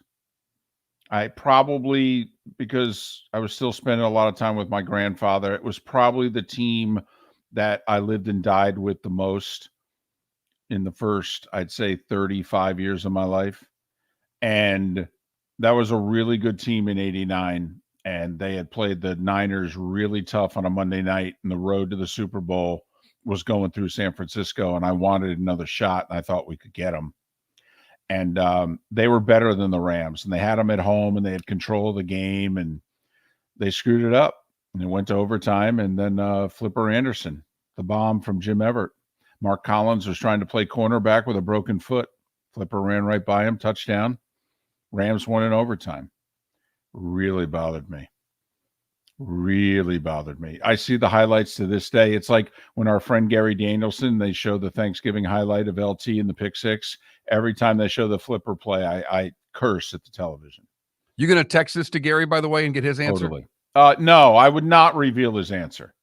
I wouldn't do that. I'll let him reveal it one day. Yeah, we'll see if he will. But no, I won't do that. Mm-mm. No, I didn't say reveal. I said, are you going to text him the question today? Is this? Oh, no, he heard the question.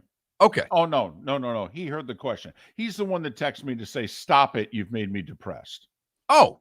So no. He's heard the question. Yeah. He's not the first You know person. what, Gary, you're not routine and hitting three. You hit the ball really well. There's not much you have to worry about right now. I know. He's breaking 80 constantly. I know. Right. Although I will say, if all of a sudden he four-jacks a hole and shoots 81, I'll know it was us. But anyway, so that's our question, 21,000. Send us a text. And if you haven't before, I will say we got our first, I don't know, cynical, snarky. Yeah, text. DFW in our Twitch chat room said, I want to change the outcome of Super Bowl 7. So that means there'd be no perfect season for the Dolphins. Wow. That's some snark That's there. mean. It's downright mean. Yeah. What else do they have? I know. Hey, the Dolphins beat the Redskins in that Super Bowl, who are now named the Commanders. And Mark, I don't know if you saw, but it looks as if they're going to be called something else. So, they can't get the trademark for their name. Seems to be a problem. It does. I don't fully understand it all, but it would seem as if you have to own your name to be able to use it and profit off of it, right? Sounds like a Kevin Warren Big Ten contract problem right here. Ha, ha, ha. What do you mean we don't own the rights to our games? Wait. Yes, Kevin, Fox owns it. You have to get permission from them. Well, I already gave the Big Ten title game to NBC. Yeah, we know, Kevin. Why don't you go run the Bears? So, let me ask you this. You're the new owner. You're paying what, $6 billion? You're Josh Harris here. You're the new owner. Very serious question. You're going to keep the name? Because people in the industry think, they'll have to barter and they could get the name. They could lean on. Apparently, there's like the trademark committee said there's two reasons why we said no. One of them is, I guess, the Army Air Force game is called the Commanders something. Well, the people running that game have already said we'll give it up. But there's one other person that apparently has got the trademark on Commanders, and we don't know if that person will give it up. But most people believe that eventually, you could probably get the trademark for Commanders. It may just take a few more years. But if you own this team, Commanders is not a popular name choice, and it was made by Snyder. Mark, would you just change the name? Go with something else and just say, you know what? That's a footnote in our history. Nobody seems to like it. I'm coming up with something better. I know this seems like a trivial little question, but it's a fascinating question to me. Because the amount of money time that's put into a name of a team is substantial. And to me, do you look like more of a joke changing it again? But see, you disassociate yourself from Snyder. I mean, Commanders is associated with Snyder, and apparently the fan base doesn't like the name. I know. There was the Red Tails that we got a lot of popularity. You and I both laughed. We thought Cleveland and Washington got it wrong. And I know there's the bridge with the Guardians, but the Washington Guardians and the Cleveland Commanders just sounded better to us. Yes. If you flip them, we thought it would have been great. We get the reason why I don't need a Cleveland fan telling me about the damn bridge. I got it. So let me ask you this. I'm just reading a list of 8 choices. Would you choose any of these 8 over Commanders, Defenders, Redhawks, Brigade, Sentinels, Admirals, Presidents, Armada, Red Hogs? I see with that fan base, Hogs is very popular. So you take, the Red Hogs. Doesn't sound like an NFL team. It sounds like a bad USFL team. It does. I'm with you. I'm just wondering, did you like any of those 8 choices more than Commanders? The Red Hawks one I like because I remember reading what they did with that, and there's a little history there, and there's that one I liked more in the beginning, but I would stick with Commanders. What would be interesting if they chose Red Hawks is, remember Miami of Ohio used to be the Red Hawks, and I believe they changed their name because it was associated with, Native American imagery. And of course, why did the Redskins change their name? And I'm curious, by the way, how many of you, when you said, "Oh, change the name, why don't we go with Redskins?" I'll tell you what. If you're the new owner of the team, you want to be popular with your fan base, the NFL won't let you do it, but I'll tell you what, you'd win over the fan base immediately. Okay, how about we change the name back? Oh! But, so, apparently, we may have a different name to the Washington football team in a couple of years. I don't even know how that could be possible, if you know what I mean. Like, I don't know how you go through all of this. And in Miami was the Redskins, by the way. They're the Red Hawks now. Oh, my bad. So just my bad. Clarify that. But I don't know how the Commanders wasn't all vetted, copyrighted, and trademarked before they ever did the damn change. Because it's Daniel Snyder. That's why. And besides, he does whatever the hell he wants anyway. Mr. Snyder, we don't own the copyright and the trademark for that. That's okay. We'll get it. That may not be that easy, sir. So that's just, some of the business stuff out there. Florida and Georgia, they picked up the 2-year option. They're going to keep the cocktail party in Jacksonville through the 25 game. So this year was the final year of the contract, had a 2-year option. Both sides picked it up. Florida has indicated publicly they never want to move the game from Jacksonville. Georgia indicated publicly yesterday, if you read what they said closely, they kind of want to make a change going forward. And they threw out the idea of maybe we could do alternate neutral sites. 1 year Jacksonville, 1 year Atlanta. We'll see if the city of Atlanta will chime in the way the city of Jacksonville has chimed in, with millions of dollars.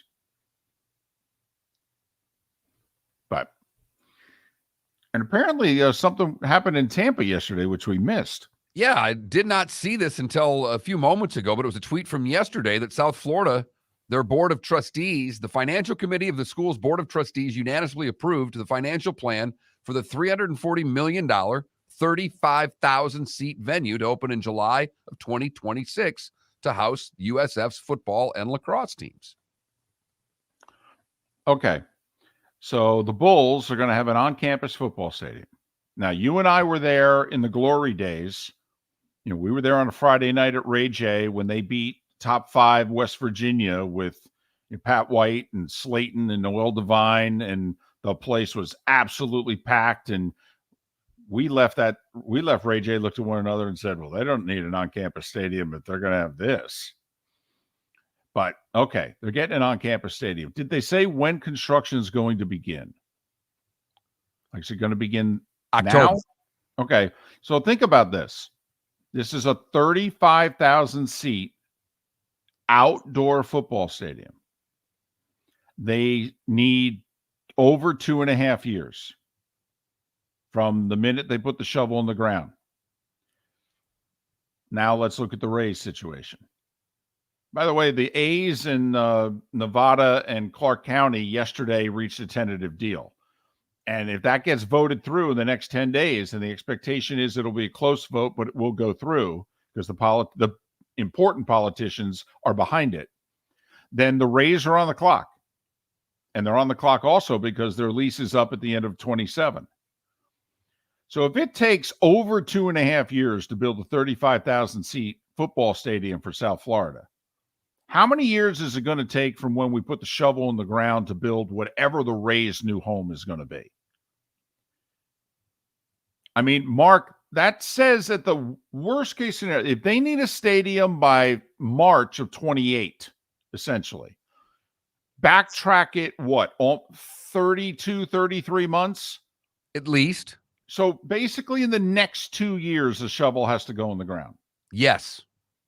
Worst case scenario, if for the Rays to have a new stadium, a shovel has to go in the ground 2 years from today. Best case scenario, by the way. That's 35,000-seat outdoor stadium, no dome or anything for South Florida. We don't know what's going to be built for the Rays. But it's going to be a dome. It's got to be. Well, one would think, but they're twice as expensive. I Put a understand. lid on it. And also, by the way, you want to put a lid on it, add a year. So if you want to put a dome on the Rays' new stadium, they got a year to get a shovel in the ground. And outside of the redevelopment of where their current stadium is in St. Pete, there's nothing else even out there from a planning standpoint. So that's another reason why this is significant. By the way, in our Twitch chat room, Dulac says, I want Tyson to beat Buster Douglas. Huh. That's the one outcome he'd change. I just wanted an outcome of Pacquiao and Mayweather 10 years before they actually fought. Someone's going to go boxing on me. So you're not changing an outcome. You're just actually changing the third digit on the year in which they fought.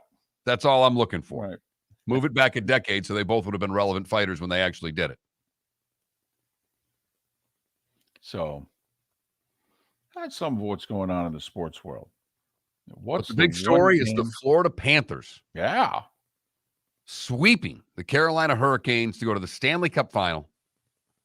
Matthew Tkachuk getting it done in the playoffs, moving himself right next to Bobrovsky as the leaders for the Conn Smythe, the playoff MVP. By the way, I do think there is a real chance, like say the Panthers lose in 7 to Vegas, I think there's a real shot Bobrovsky could win the Conn Smythe even on the losing team. It's happened before. Hextall in 87, J.S. Jaguar in 03 with Anaheim. They lost in 7 to the Devils. They gave the Anaheim goalie the cup or the Conn Smythe. So, I mean, it happens like every 20 years. I will say Mike Kelly rained on our Florida Panthers parade a little bit if you missed the interview at the top of the hour because he thought Vegas was the best team heading into the Final Four. Still thinks that now with the Panthers winning, but did say the goaltender, Bobrovsky, is obviously the X factor. But he's right. They can't lean on Vegas the way they leaned on Carolina. No, like they scored all 4 goals last night within 3 feet of the net. They're going to have a really hard time doing that in the finals. Vegas' defense is big. And they play the style that doesn't allow you to get in the front of that. They're going to be up against a defensive team really for the first time in the postseason because every team they played was a team that liked to go forward. Vegas can really play the game in the mud, and they do it very, very well. Miller and Moulton, Tampa, St. Pete, Lake City, Port Charlotte, and Venice. We'll do it again tomorrow morning. And the 239, the bonus hour, is next. Miller and Moulton here for the Clutch Vodka Play of the Day. Mark, remember Nick Charles, Fred Hickman, the CNN Play of the Day? Yeah, CNN did a nightly sports show. That was a while ago. Yes, it was. Just work with me. Everyone liked the pod, the Play of the Day. So how about we have the Clutch Vodka Play of the Day? Sounds good. Fun. Smooth. Like Clutch Vodka. Listen weekday mornings for the Clutch Vodka Play of the Day. That's Clutch with a K. The waterways of Naples are a beauty to behold, and the Bayfront Inn has multiple ways for guests to enjoy the water and have some fun. Gather your family and friends, and enjoy a leisurely day on the water with a pontoon or deck boat. If you prefer to explore the waterways without a motor, the Bayfront has canoes, standboards, and kayaks. At the end of your journey, enjoy lunch or dinner at the Bamboo Tropical Bar and Grill, the Bayfront Inn. Something for everyone. On 5th Avenue in Naples. Ladies and gentlemen, once again. Hi. Excuse me. Hey, the line starts back here. Ma'am, if your party's not here, you're going to have to go around again.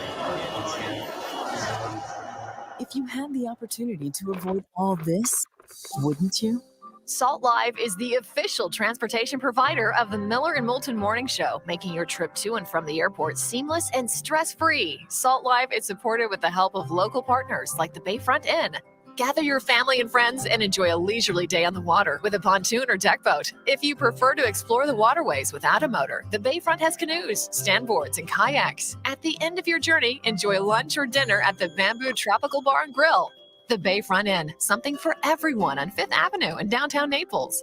BayfrontInNaples.com. When you need a ride, book with Salt Live Transportation, 308-8686, or book on saltlivetransportation.com. David Moulton for Napa, Napa Auto Parts, and Napa Filters. Insist on Napa filters for your vehicles, or if you're a do-it-yourselfer, only buy Napa filters. Napa has a filter for almost anything on earth that moves, whether it's motorcycles, foreign and domestic cars, vans, SUVs, earth-moving equipment. You get the idea. Napa Auto Parts, Napa filters. Insist on them for your vehicles, or if you're a do-it-yourselfer, only buy Napa filters. Hello, friends and family of Southwest Florida. Are you looking to tap into the electric vehicle market? Well, look no further, because we here at Southwest Florida Golf Carts have just what you need. E-bikes, golf carts, LSVs, scooters, and more. Come down and talk with one of our experienced sales reps, have a soda and a smile, and you could be cruising the streets in your new EV today. Stop by the store or visit our website at flgolfcarts.com and enter for a chance to win $100 off your next purchase by answering John's monthly sports question. You are listening to Miller and Moulton on the Florida Sports Network.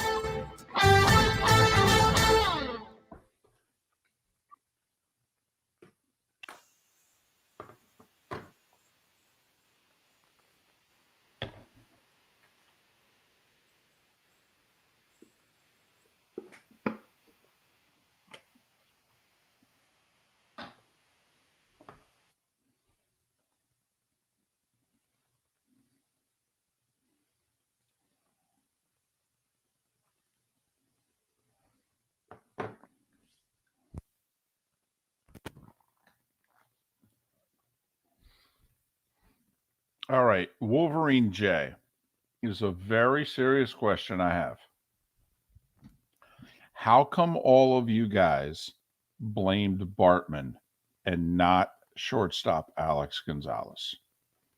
I've never understood that.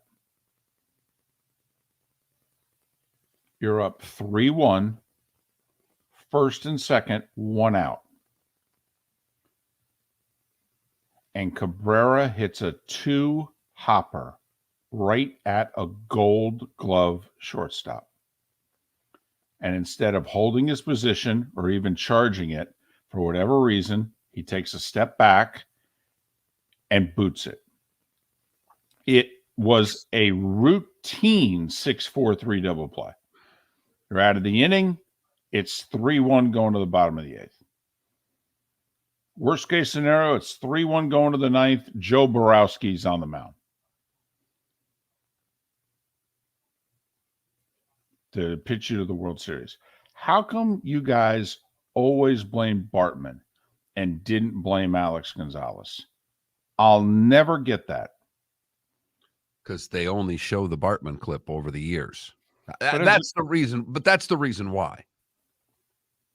First off, the ball was in the stands. That was Bartman's ball. It wasn't a loose ball. Secondly, a loose not going to get his glove high enough to take the ball off Bartman's hands. He's not catching that ball. I know he threw a hissy fit and thought he was going to catch it. He's not catching that ball. I mean, that's kind of like the ninth inning with the Braves and the Pirates. And Pittsburgh fans going, if Bonds had made a better throw. First off, Bonds made a hell of a play. He's lefty. He went to his right, fielded the ball cleanly, and threw a ball from, moderately deep left center field and threw a one-hop. I mean, it wasn't a strike, but it was a good throw. Jose leaned, lets the ball go right through his legs in the ninth inning. A Gold Glove second baseman. And you guys all blame Leland or Stan Belinda or Bonds. I mean, it was Jose Lean who cost you that game.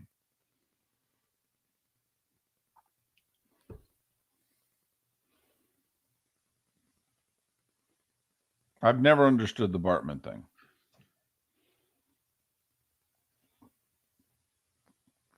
Also, like the Buckner thing. I mean, the game was already tied. I mean, no offense.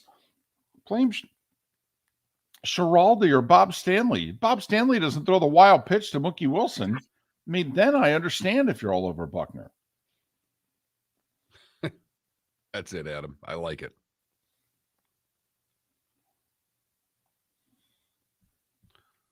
Wow.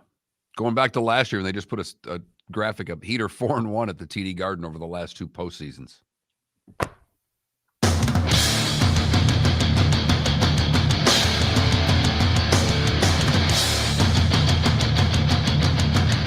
You are listening to Miller and Moulton, exclusively on the Florida Sports Network. And now here's Mark Miller and David Moulton.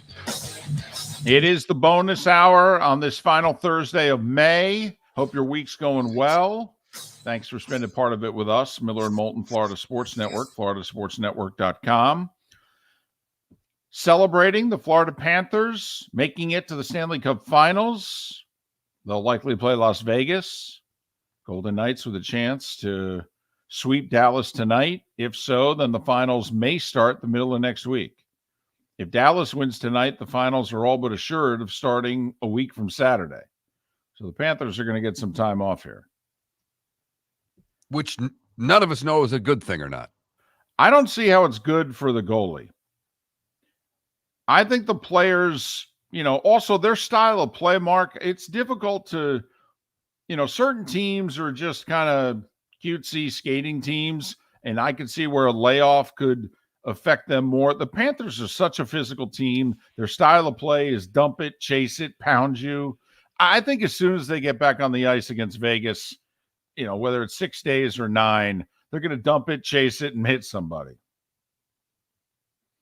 But I'm worried. I mean, when you got an on-fire goalie, I mean, they want to play, Saturday. Man, give them 1 day off. Sunday at the latest. I mean, the Panthers want to keep playing. Well, there's no doubt. And you're right. The hot goaltender wants to get right back in there and keep on keeping on. But obviously, it'll be a long break, and we'll see how Bobrovsky and the rest of the Panthers respond to what will be their longest setback in these postseason playoffs here, where they've been just taking care of business in quick fashion. But now it looks like it could be a really long layoff before game 1 of the Stanley Cup final. Gut feeling tonight. Heat in Boston. Heat have been terrific on the road. Boston's been horrible at home. Heat have been amazing in Boston the last 2 years in the playoffs. Back-to-back Eastern Conference Finals. I think Boston wins tonight. They're an 8.5-point favorite for what it's worth. They were an 8.5-point favorite. Don't know if I can lay that many points. They were an 8.5 in game 1, 9.5 in game 2. Both at home. They lost them both. They're 2-5 in their last 7 home playoff games. 1-4 in their last 5 home playoff games against the Heat in the last 2 conference finals. Ouch. When you look at Vincent hurt his ankle, I don't know how much that's going to affect him going into this game. And do the role players for the Heat continue to play like superstars? Well, they didn't in game 4. No. Lowry came back down to earth. A couple of other guys who have been contributing. Bam had his first off game in a while. Even Jimmy Butler, he scored 29, but he was 9 of 21 from the field. Turned it over a few times, more than usual. But We've talked about it a lot, David. That offense, when it goes through Bam, and Bam can get the buckets, those, start making the 6-footer, and they get those type of shots, they seem to really go when they can get Bam going early. Felipe, you got a gut feeling tonight? Okay. Yeah, close it out in Boston. That's my gut feeling tonight. Oh, look at that. Look at that. Not leaving the bandwagon. He's on it. Take care of business. Jimmy Buckets. Finals begin a week from tonight in Denver. Well, that's if the Heat win. In Boston, if the Celtics rally and win in 7. And believe me, the national media is already starting to beat that drum. I think Boston's got a good chance. I think Boston's got a good chance to be the first NBA team to come from 3-0 down. Okay. All right. Not only does Miami love Boston, but Jimmy loves Boston. 4-1 over the last 2 postseasons are the Miami Heat in Boston. So, can the Heat join the Panthers? And during a commercial break, Mark got thinking about, man, that really would be something, NBA and NHL team in the same spring, both going to the finals. And then it hit Mark. And he says during the break, hey, am I right? Have the Wild and Timberwolves never made the finals? Like, yeah. It's like, damn. And you just start thinking about the other side of that. There's what do we got here? 4 NFL teams who have never made the Super Bowl. Right. Browns, Lions, Texans, Jags. You got it. We got 6 NBA teams who have never made the finals. Because Denver was on that list. Right. And they were the last ABA team who came in the merger who hadn't made the finals. But Charlotte, the Clippers, Sacramento, New Orleans, Memphis, and the T-Wolves. Still have 5 NHL teams who have never made the finals. Columbus, Seattle, Winnipeg, Minnesota, Arizona. And there's only one Major League Baseball team currently that has not made the World Series. Only one. The Seattle Mariners. In Las Vegas, by the way, this is their 6th year in existence, and they may go to their 2nd Stanley Cup final. They've been to 4 conference finals. It's the most amazing thing, damn near, we've ever seen. Unbelievable, the players that were left to them. They drafted wisely. The other side of it is, once the early success happened, it wasn't very difficult to get a free agent or two to say, Vegas isn't a bad place to go play. Got that right. Got that right. It's always surprised us, and name the sport in which, if you're playing in a great city or state that players like to go to, or you could see them living in. Remember, Orlando was going to be a dynasty in the NBA. Remember when they first came in, and then very quickly with Shaq and Penny, they had success, and the thought was, well, this is going to be, they're always going to be great. Players are always going to want to live here. I mean, Orlando was the trendy Florida NBA franchise, not Miami. It was Orlando.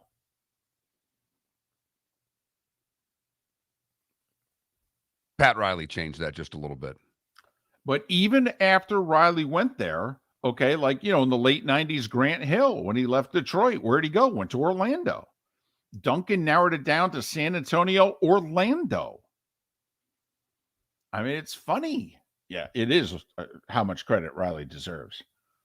That Orlando was considered the trendier place than Miami. Words that have never been spoken before or since. Doesn't even make sense now to think it. Right. But so Panthers get it done. See if the Heat get it done tonight. And we've had a question today, if you're just joining us. I read an article a couple days ago, guy who covers a team that I follow, and he wrote a piece in which he said, what's the one loss that if you could change to a win, you would change. I went, oh boy. And so we're asking you today. First off, you got to narrow it down, college or pro, your teams, one team, one game. You only get one mulligan. I have someone who doesn't even want to change the outcome of a game. The game would still have the same final score. It would have a little different outcome. A Tigers fan wants the Armando Galarraga perfect game changed back to what it should be. That was a perfect game. What's the first base umpire to have not blown the call? Tampa Bay Bucks fan says it's the Ram-Bucks NFC Championship. Bucks win, they go to a Super Bowl. I remember watching that game. They're up 6-5 mid-fourth quarter. And I remember thinking, if they don't throw a pass, I think they'll win this game. And they got a first down, and they were on like their own 40. And Sean King tried to throw a screen pass, and it got picked off. And the Rams took over with good field position, not far from a go-ahead field goal. And then eventually Warner hit Ricky Prohl for the only touchdown of the game. But I remembered, Mark, watching that game at 6-5, and the Rams, the greatest show on turf, they can't get first downs. The Bucks are shutting them down. And I remember thinking, if they just run and punt, I think they're going to the Super Bowl. This fan says touchdown Jesus to Demaryius Thomas still hurts.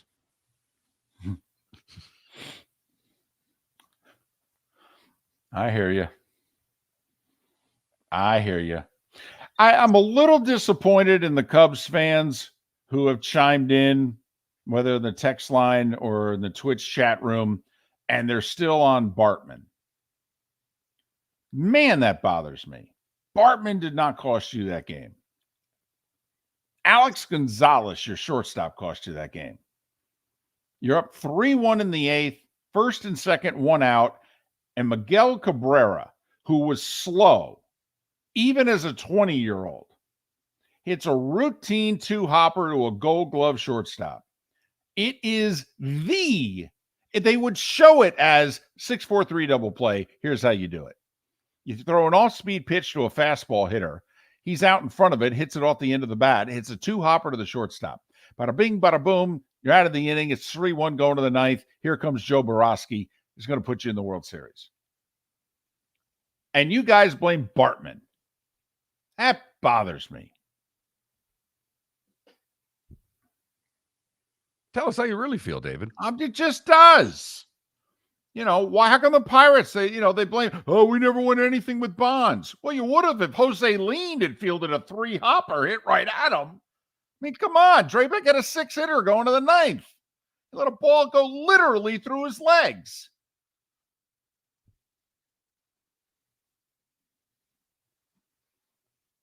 So 21,000 is the text line if you want to chime in on the one game that you would change.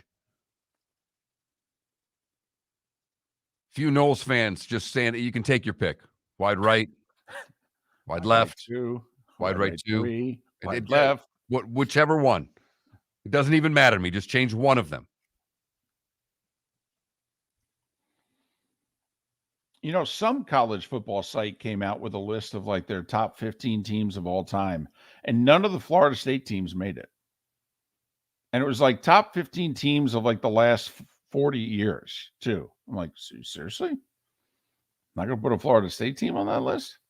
I mean, two of them were unbeaten national champions. Are you sure? And Canes fan, we all know the game. We do. We got it. Ohio State BCS title game. We got it. Haven't heard from Buckeye fans today, by the way. You think it'd be the Florida national championship game? And by the way, football or basketball? Tiki Bar and Grill is an outdoor eatery next to the Hitching Post Shopping Center. Island-inspired food with a true tiki theme. The best place in Naples to enjoy the beautiful weather in Southwest Florida. The Naples Tiki Bar and Grill offers a great menu for dine-in or takeout. Enjoy our famous pulled pork, huge burgers, and Tiki Bar cocktails. Don't miss happy hour every day from 3 to 6 and live music 7 days a week. See you soon at the Naples Tiki Bar and Grill, 11498 Tamiami Trail East. Ladies and gentlemen, once again. Yeah. Hi. Excuse me. Hey, the line starts back here. Ma'am, if your party's not here, you're going to have to go around again. If you had the opportunity to avoid all this, wouldn't you? Salt Live is the official transportation provider of the Miller and Moulton Morning Show, making your trip to and from the airport seamless and stress-free. Salt Live is supported with the help of local partners like the Bayfront Inn. Gather your family and friends and enjoy a leisurely day on the water with a pontoon or deck boat. If you prefer to explore the waterways without a motor, the Bayfront has canoes, standboards, and kayaks. At the end of your journey, enjoy lunch or dinner at the Bamboo Tropical Bar and Grill. The Bayfront Inn, something for everyone on 5th Avenue in downtown Naples. BayfrontInNaples.com. When you need a ride, book with Salt Live Transportation, 308-8686, or book on saltlivetransportation.com. The waterways of Naples are a beauty to behold, and the Bayfront Inn has multiple ways for guests to enjoy the water and have some fun. Gather your family and friends and enjoy a leisurely day on the water with a pontoon or deck boat. If you prefer to explore the waterways without a motor, the Bayfront has canoes, standboards, and kayaks. At the end of your journey, enjoy lunch or dinner at the Bamboo Tropical Bar and Grill. The Bayfront Inn, something for everyone, on 5th Avenue in Naples. You were listening to Miller and Moulton on the Florida Sports Network.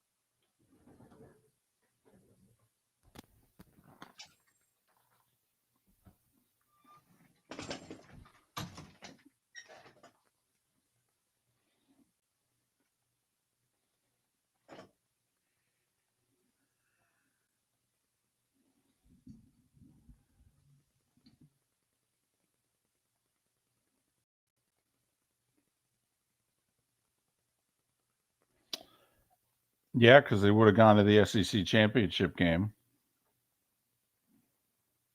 I'll tell you what, though, Buried in Bourbon, you were not going to beat that Canes team.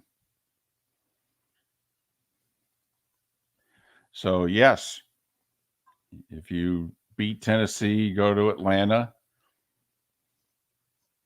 Tennessee lost, by the way, that 0-1 championship game to Nick and LSU.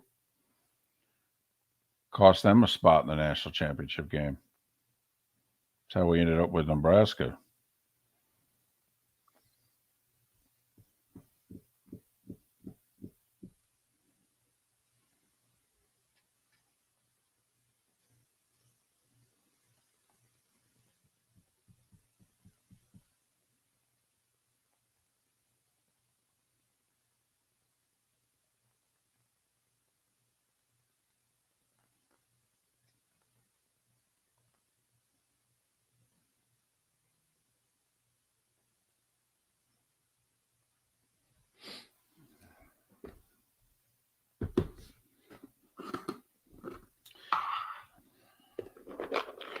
Well, Florida State was already meeting Florida in the Sugar Bowl for the rematch. It was just a matter of, did Florida have a chance at the national title? And once undefeated Arizona State got beat by Ohio State, then Florida could Apparently, the Heat plane was delayed by over 3 hours getting to Boston. Did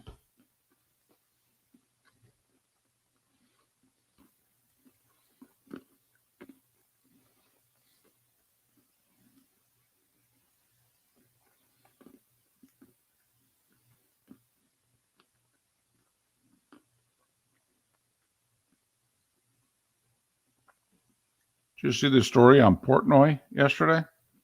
No. What now? Apparently, he did a podcast with someone who said, hey, what's your future?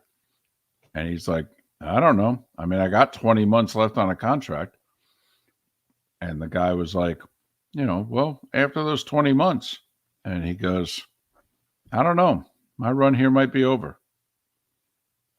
Only went from having nothing to $500 million. Right. Right. But I'm curious. I'm not a huge Barstool guy, but how many people who are Barstool guys, is it because of Portnoy? Like, would you still be a Barstool guy without Portnoy? Yeah, I think a lot would. That Barstool Big Cat, like that show, the Pardon My Take or whatever it is really popular. Okay.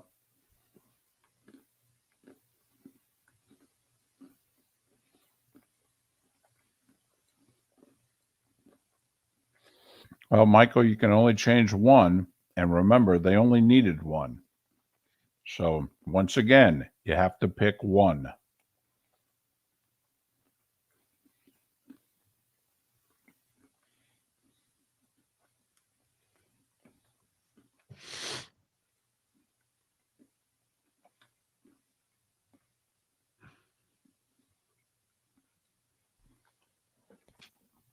Here we go.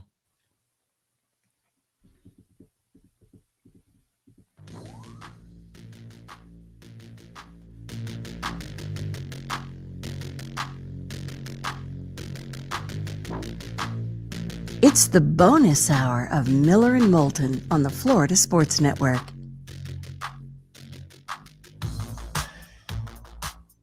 "21 minutes after the hour, Miller and Moulton, Florida Sports Network, floridasportsnetwork.com. Heat try to join the Panthers in the finals if they can win in Boston tonight. What were you saying? The Heat had plane problems? Yeah, I was just reading there during the break that saw a tweet that apparently the Heat plane was delayed over 3 hours getting into Boston. That's all right. What are they going to do anyway? Go to the hotel room? And it's not like they're going to go out in that city.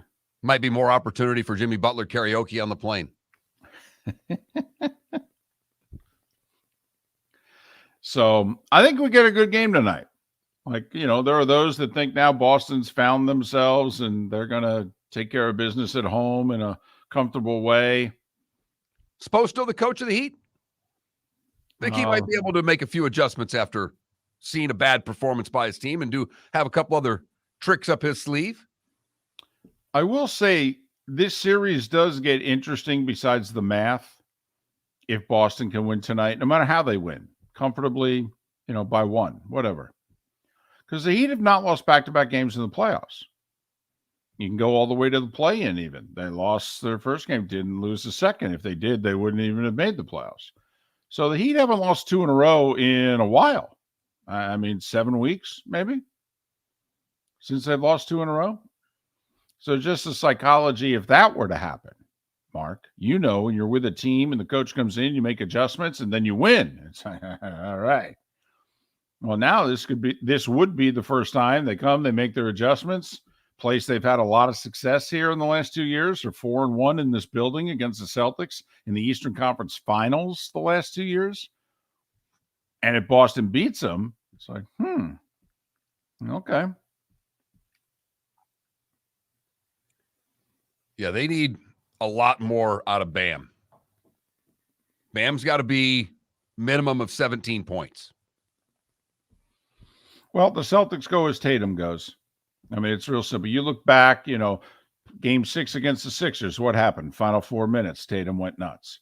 Game 7 against the Sixers, what did he score? 51? The one win they have in this series, what did Jason Tatum do? took over in the second half. It was terrific. So, the Celtics go as Tatum goes. Mark, I would ask right now, give me Tatum's stat line. I'll tell you how this game, I'll bet this game, I'll pick this game. You give me Tatum's stat line, I can place the bet. All right, I'll give you one. I'll try to make it a little tough for you. He scores 28. I don't care about the rebounds as much, but not a lot of turnovers. 28 points. Miami. Oh, so you think he's got to get well into the 30s for Boston to win? Yeah, I think he's a 30. That this isn't quite Durant and Booker against Denver when those two had to combine for a minimum 70. And if you take a look at the two games that they won, they scored 70-something and 80-something. And they had to carry Phoenix. But if you look at the Celtics so far, I mean, Jaylen Brown's been terrible in the series. I mean, he really has. This guy wants a $290 million contract. Huh, you serious? I mean, he has been lousy. And no, I think Boston needs 35 from Tatum. If they're going to win, they need 35 from Tatum. Because he takes 24 shots a night. I mean, when in doubt in the fourth quarter, now he has screwed up fourth quarters. He had for games 1 and 2, he didn't make a shot in the fourth quarter. He had multiple turnovers. But basically, their offense, when it gets tight, is where's Jason? Give him the ball. Well, and they went away from it because he didn't touch the ball hardly. Even when he wasn't scoring in the fourth quarter, they weren't giving him the ball nearly enough. I mean, he should be touching the ball every possession. Jimmy wouldn't let him catch the ball. So I'm curious. Boston made some adjustments. They worked.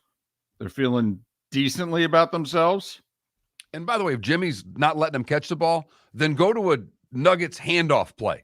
Totally. I'm not kidding around here. Like, you can't do something that tells me he can't touch the ball in a possession. Work harder.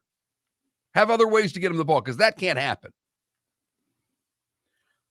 By the way, in our theme for the show today, the one game whose outcome you would change as a fan, you can change the outcome of one game. What would it be? Nick in our Twitch chat room is going on and on about a wild card playoff game between the Packers and the Niners. It was the T.O. made the great catch at the goal line. And that basically ended the Favre, Reggie White Packers run, if you will. They made the 95 NFC title game. They went to back-to-back Super Bowls in 96, 97. And there was a thought in Green Bay that in 98, they were going to go back. And it was a great game back and forth, Young and Favre, and Niners won it in the closing seconds. And on the game-winning drive, Jerry Rice fumbled. And they didn't rule him as fumbling. They ruled him as his knee was down. This was still in the time period in which we had gone away from replay. And we hadn't brought it back. So, hey, man, this is 25 years later, man. This is some real pain here. Not just going on and on about it, but sending links to YouTube clips about it. This is kind of what I guess we were getting at when we asked the question, hey, what's the one game you would change? Remember, this is a wild card round game. They have to then go to Atlanta, beat a 14-2 Falcons team. Then they would have had to go to Minnesota and beat a 15-1 Vikings team. But Nick is obsessing about this one game. That's the kind of stuff we were trying to, dig down on and reach. For Ohio the record, State fan had sent one in. David said, I would change the Ohio State-Michigan game where Biaka Patuka went off for 321. My father and I went to our first game in Ann Arbor as the undefeated Buckeyes went down. Heartbreaking. Oh, by the way, it was also our last game in Ann Arbor. I just wanted to get Tim Biaka-Patuka into the show today, David. That's really all. And any way you can, Mark. I'm very appreciative of that. Well, also, there are certain games in which, like, would John Cooper have been forced out 4 years later? Why was John Cooper forced out? He couldn't beat Michigan. That was his best team. That was his best team, the 96 team. They win at Michigan. They're going to the Rose Bowl. They end up beating an undefeated Arizona State team in the Rose Bowl. I mean, they're getting a share of the national. We hadn't gone to the BCS yet. We were still picking winners after bowl games that year. I mean, Ohio State gets a share of a national title. At worst, they get a share of the national title. They probably would have won the whole thing because Florida got the national title that year with a loss. The Buckeyes would have been undefeated. And remember, Ohio State's last national title was 68 before Tressel. I mean, is there ever a Jim Tressel if you change the outcome of that game?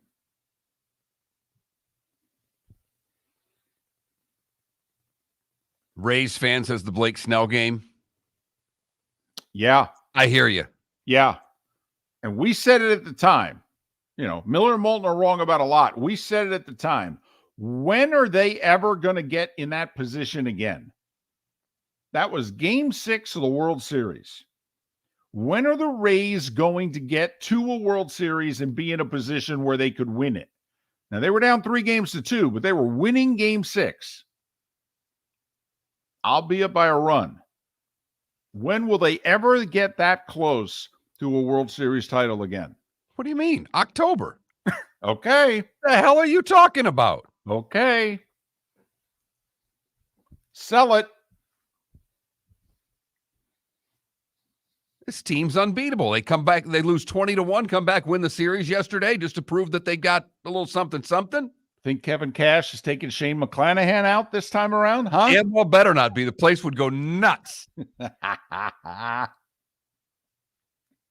The good, the bad, and the ugly. Today was a day when, and what's on tap. That's how we finish things out. We do it every day, and we'll do it next right here on the Florida Sports Network.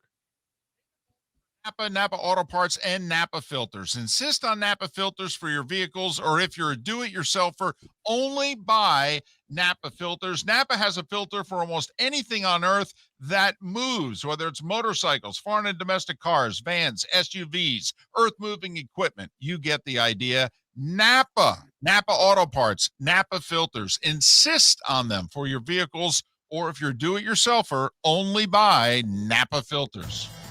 Miller and Moulton here for the Clutch Vodka Play of the Day. Mark, remember Nick Charles, Fred Hickman, the CNN Play of the Day? Yeah, CNN did a nightly sports show. That was a while ago. Yes, it was. Just work with me. Everyone liked the pod, the Play of the Day. So how about we have the Clutch Vodka Play of the Day? Sounds good. Fun. Smooth. Like Clutch Vodka. Listen weekday mornings for the Clutch Vodka Play of the Day. That's Clutch with a K.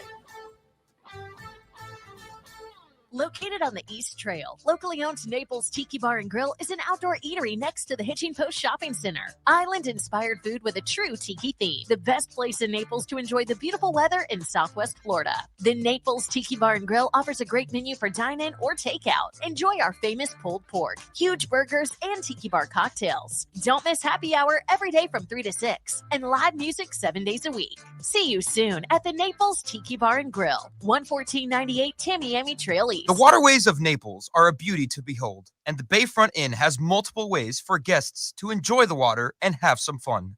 Gather your family and friends and enjoy a leisurely day on the water with a pontoon or deck boat. If you prefer to explore the waterways without a motor, the Bayfront has canoes, standboards, and kayaks. At the end of your journey, enjoy lunch or dinner at the Bamboo Tropical Bar and Grill. The Bayfront Inn. Something for everyone. On 5th Avenue in Naples.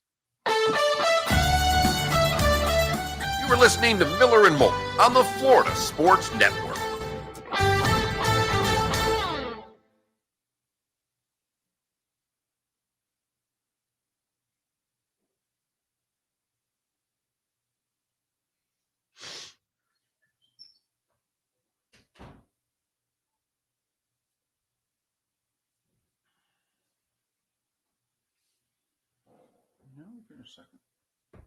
Adam, you're right on with that.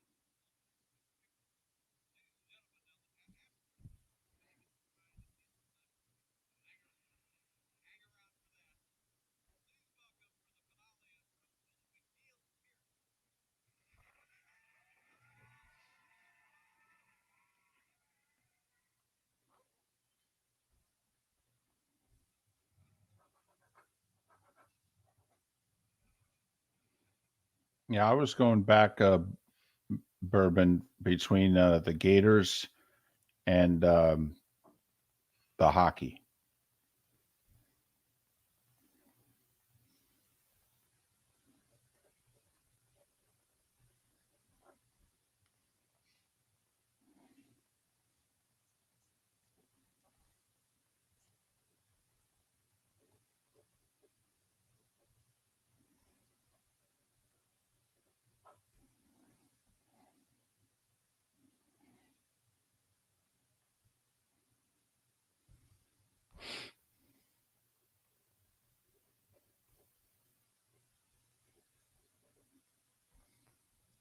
This is fantastic. Sarah Spain retweeted this.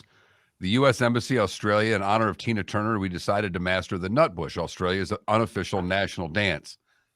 They sent out another tweet shortly thereafter, except Alan. We don't know what Alan was doing, and he's doing his own thing the entire dance, and they keep highlighting him. That's fantastic. Big fan of the U.S. Embassy, Australia. That's the cake embassy job, by the way. Of all cake embassy jobs. Totally.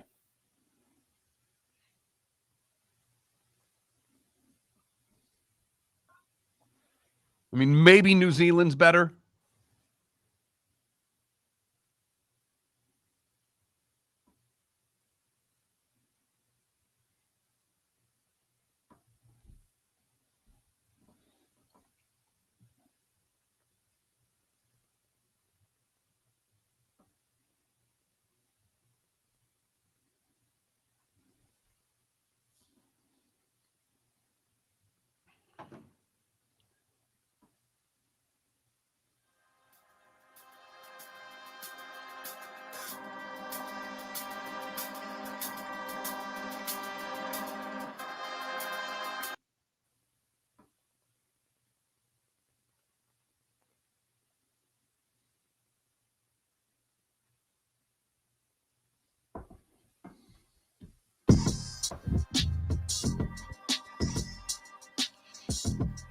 $22 minutes till the top of the hour, 16 until we're done.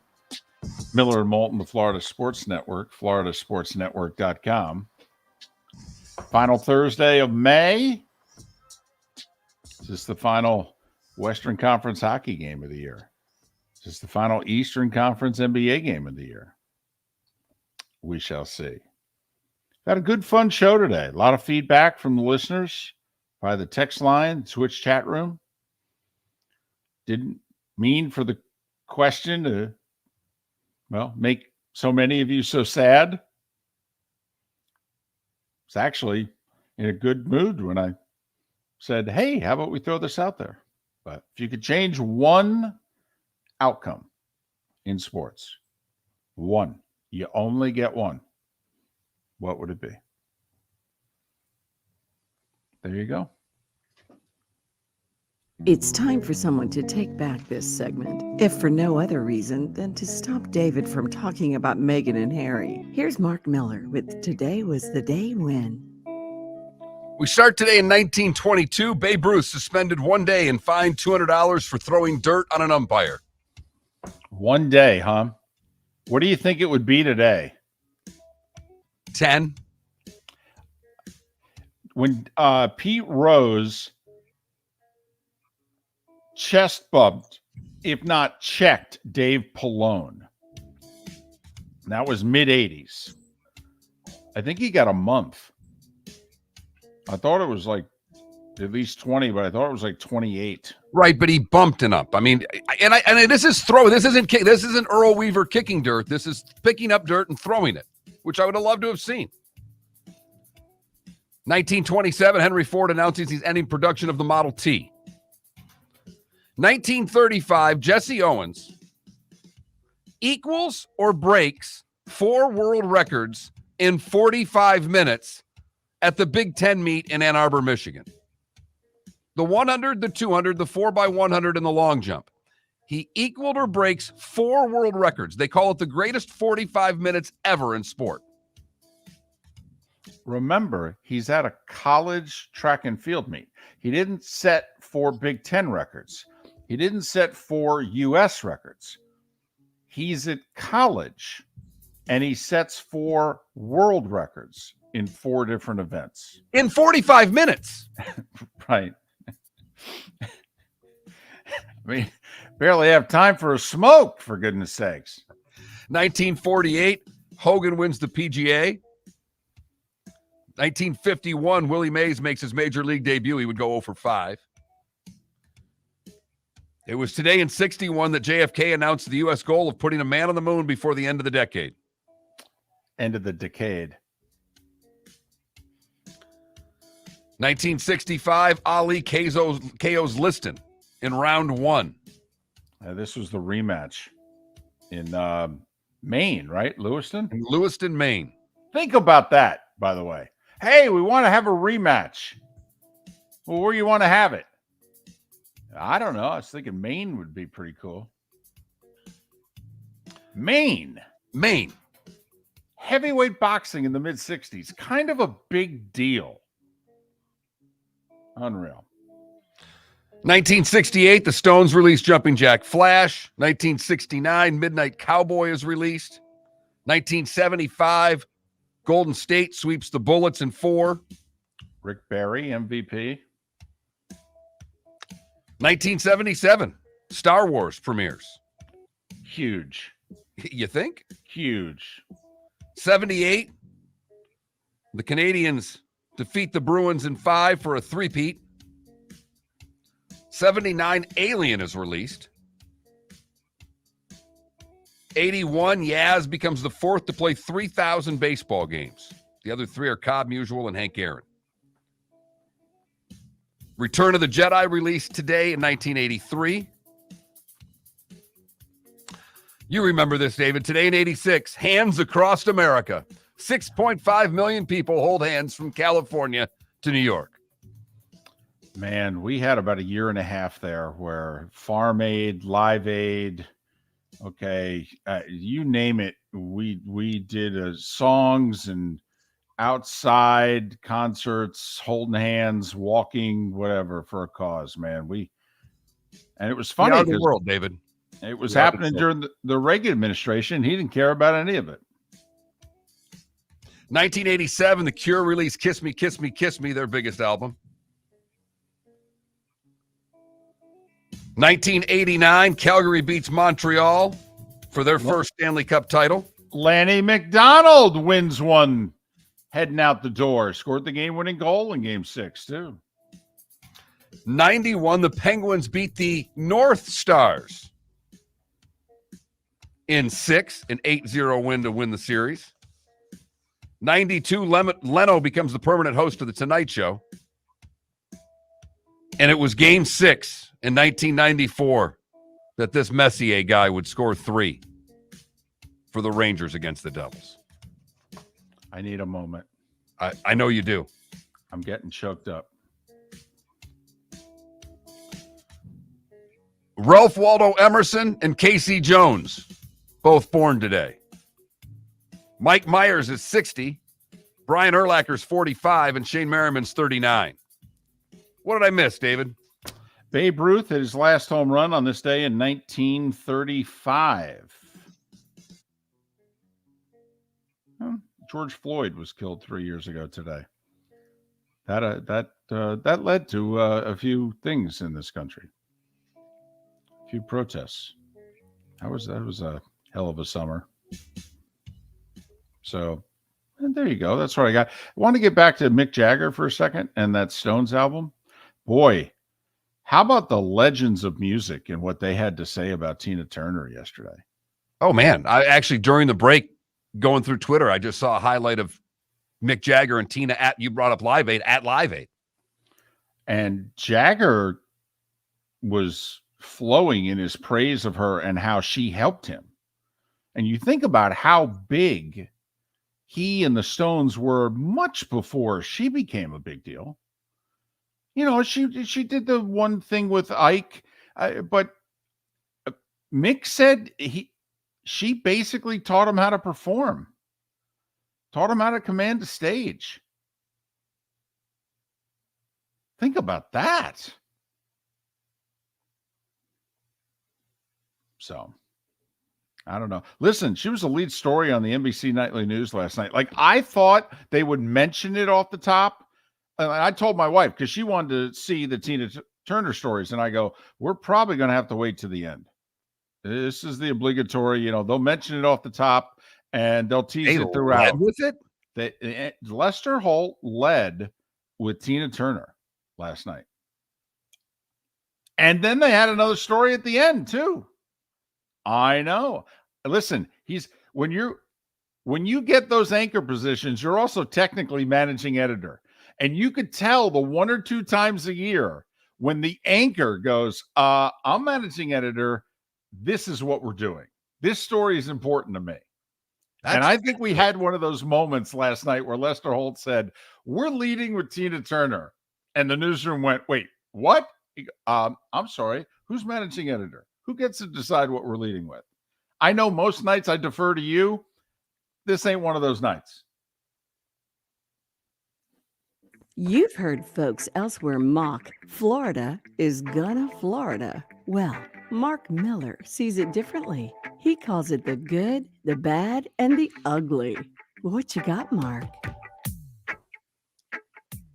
A Nepal veteran of British operations in Afghanistan has become the first double above-the-knee amputee to summit Mount Everest. Harry Magar, 13 years since the day he lost his legs in Afghanistan, climbed Everest.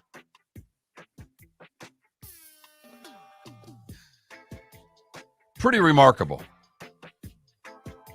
And always good enough to be our good. For the bad, we go to Ocala, where Daniel Dinkins threw a brick through the window of an Ocala home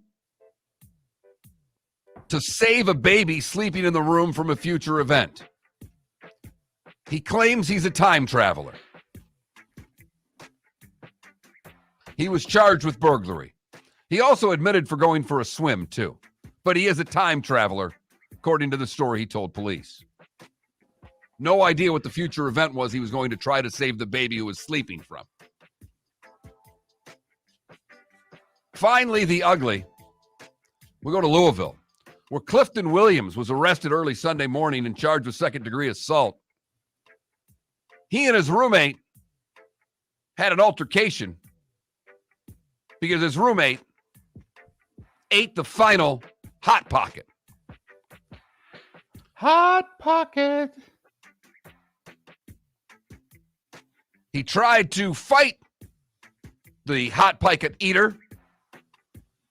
Then, as the fight went on, and the roommate didn't want to fight and left the house, Williams got his gun and shot him in the ass.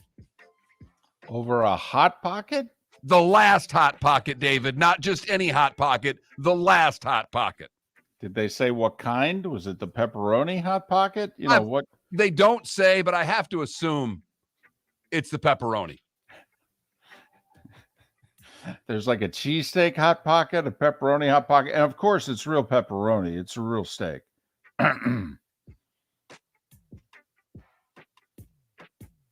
Shot him right in the ass.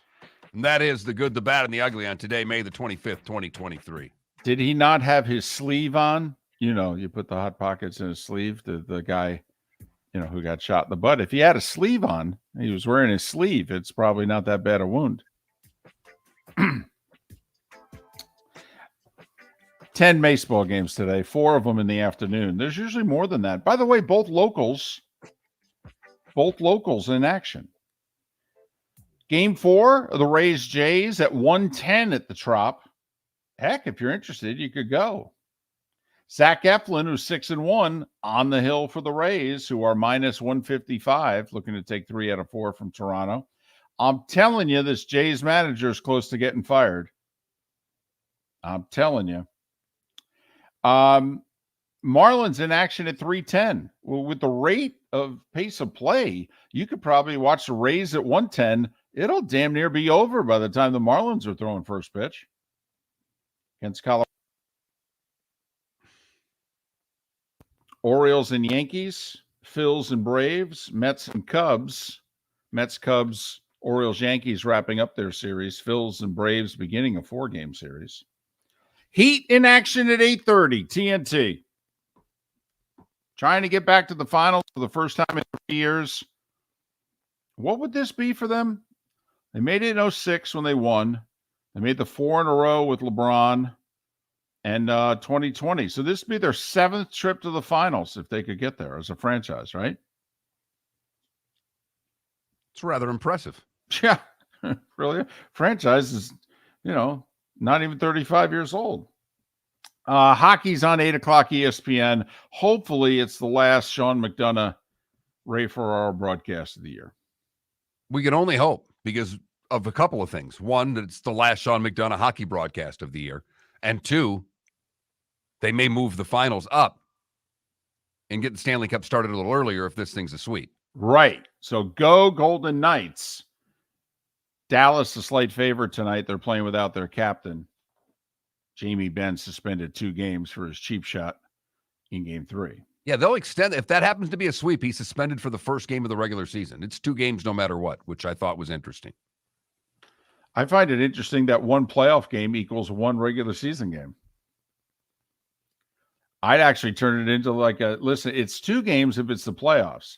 If they get swept, then it's 3 games. He'll miss 2 games in the regular. I mean, you can't equate a regular season game with a playoff game, can you? I don't believe you can. What do you think that would have been? I mean, don't you think that would have been at least a 5-game suspension in the regular season? Absolutely. That'd be a regular season suspension of 5. Oh, my goodness. He cross-checked the guy's head when he was laying on the ice. I mean, if they determine suspensions differently for the playoffs, then why wouldn't, or, what deems a suspension differently in the playoffs, why wouldn't the number of games be different for the regular season? But tell you what, it'll be a fun Stanley Cup final, though.